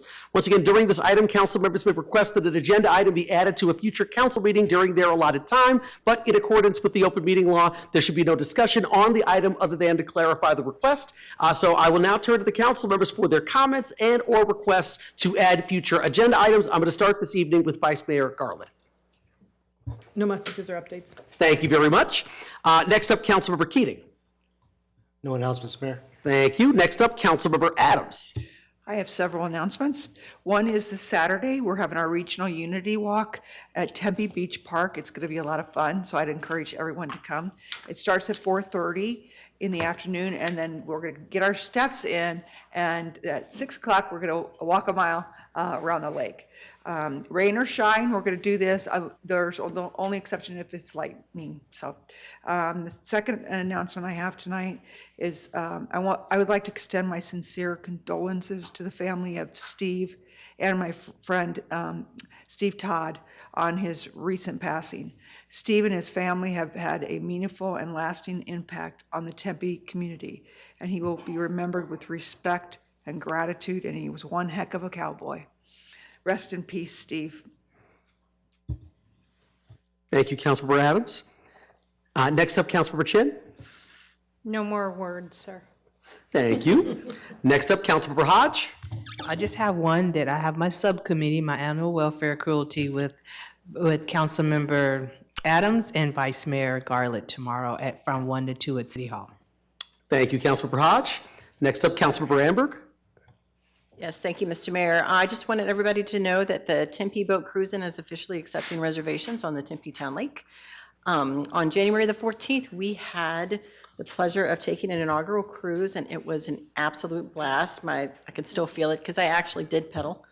I was honored to be joined by Mayor Woods, Councilmember Hodge, Craig Hayton and his community services team, and our PIO office, Robert from Tempe Boat Cruising, and his super adorable little kids, who I'm pretty sure he named the boats after, right? Is that what he said? So, yep, so it is a fantastic addition to the lake, and the first one, hopefully, of many.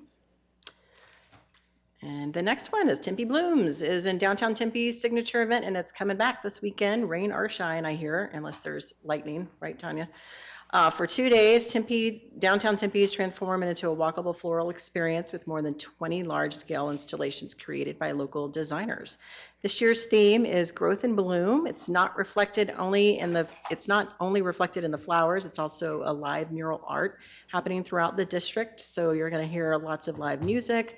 You can explore the flower market with dozens of local vendors and enjoy some hands-on activities, and it's all free.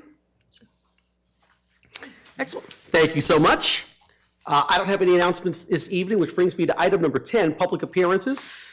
Once again, the rules for speaking during the second public appearances item are the same as stated earlier for the first one, which was item 6. So is there anyone in the audience who would like to address the council? If so, please come forward, state your name and city of residence for the record.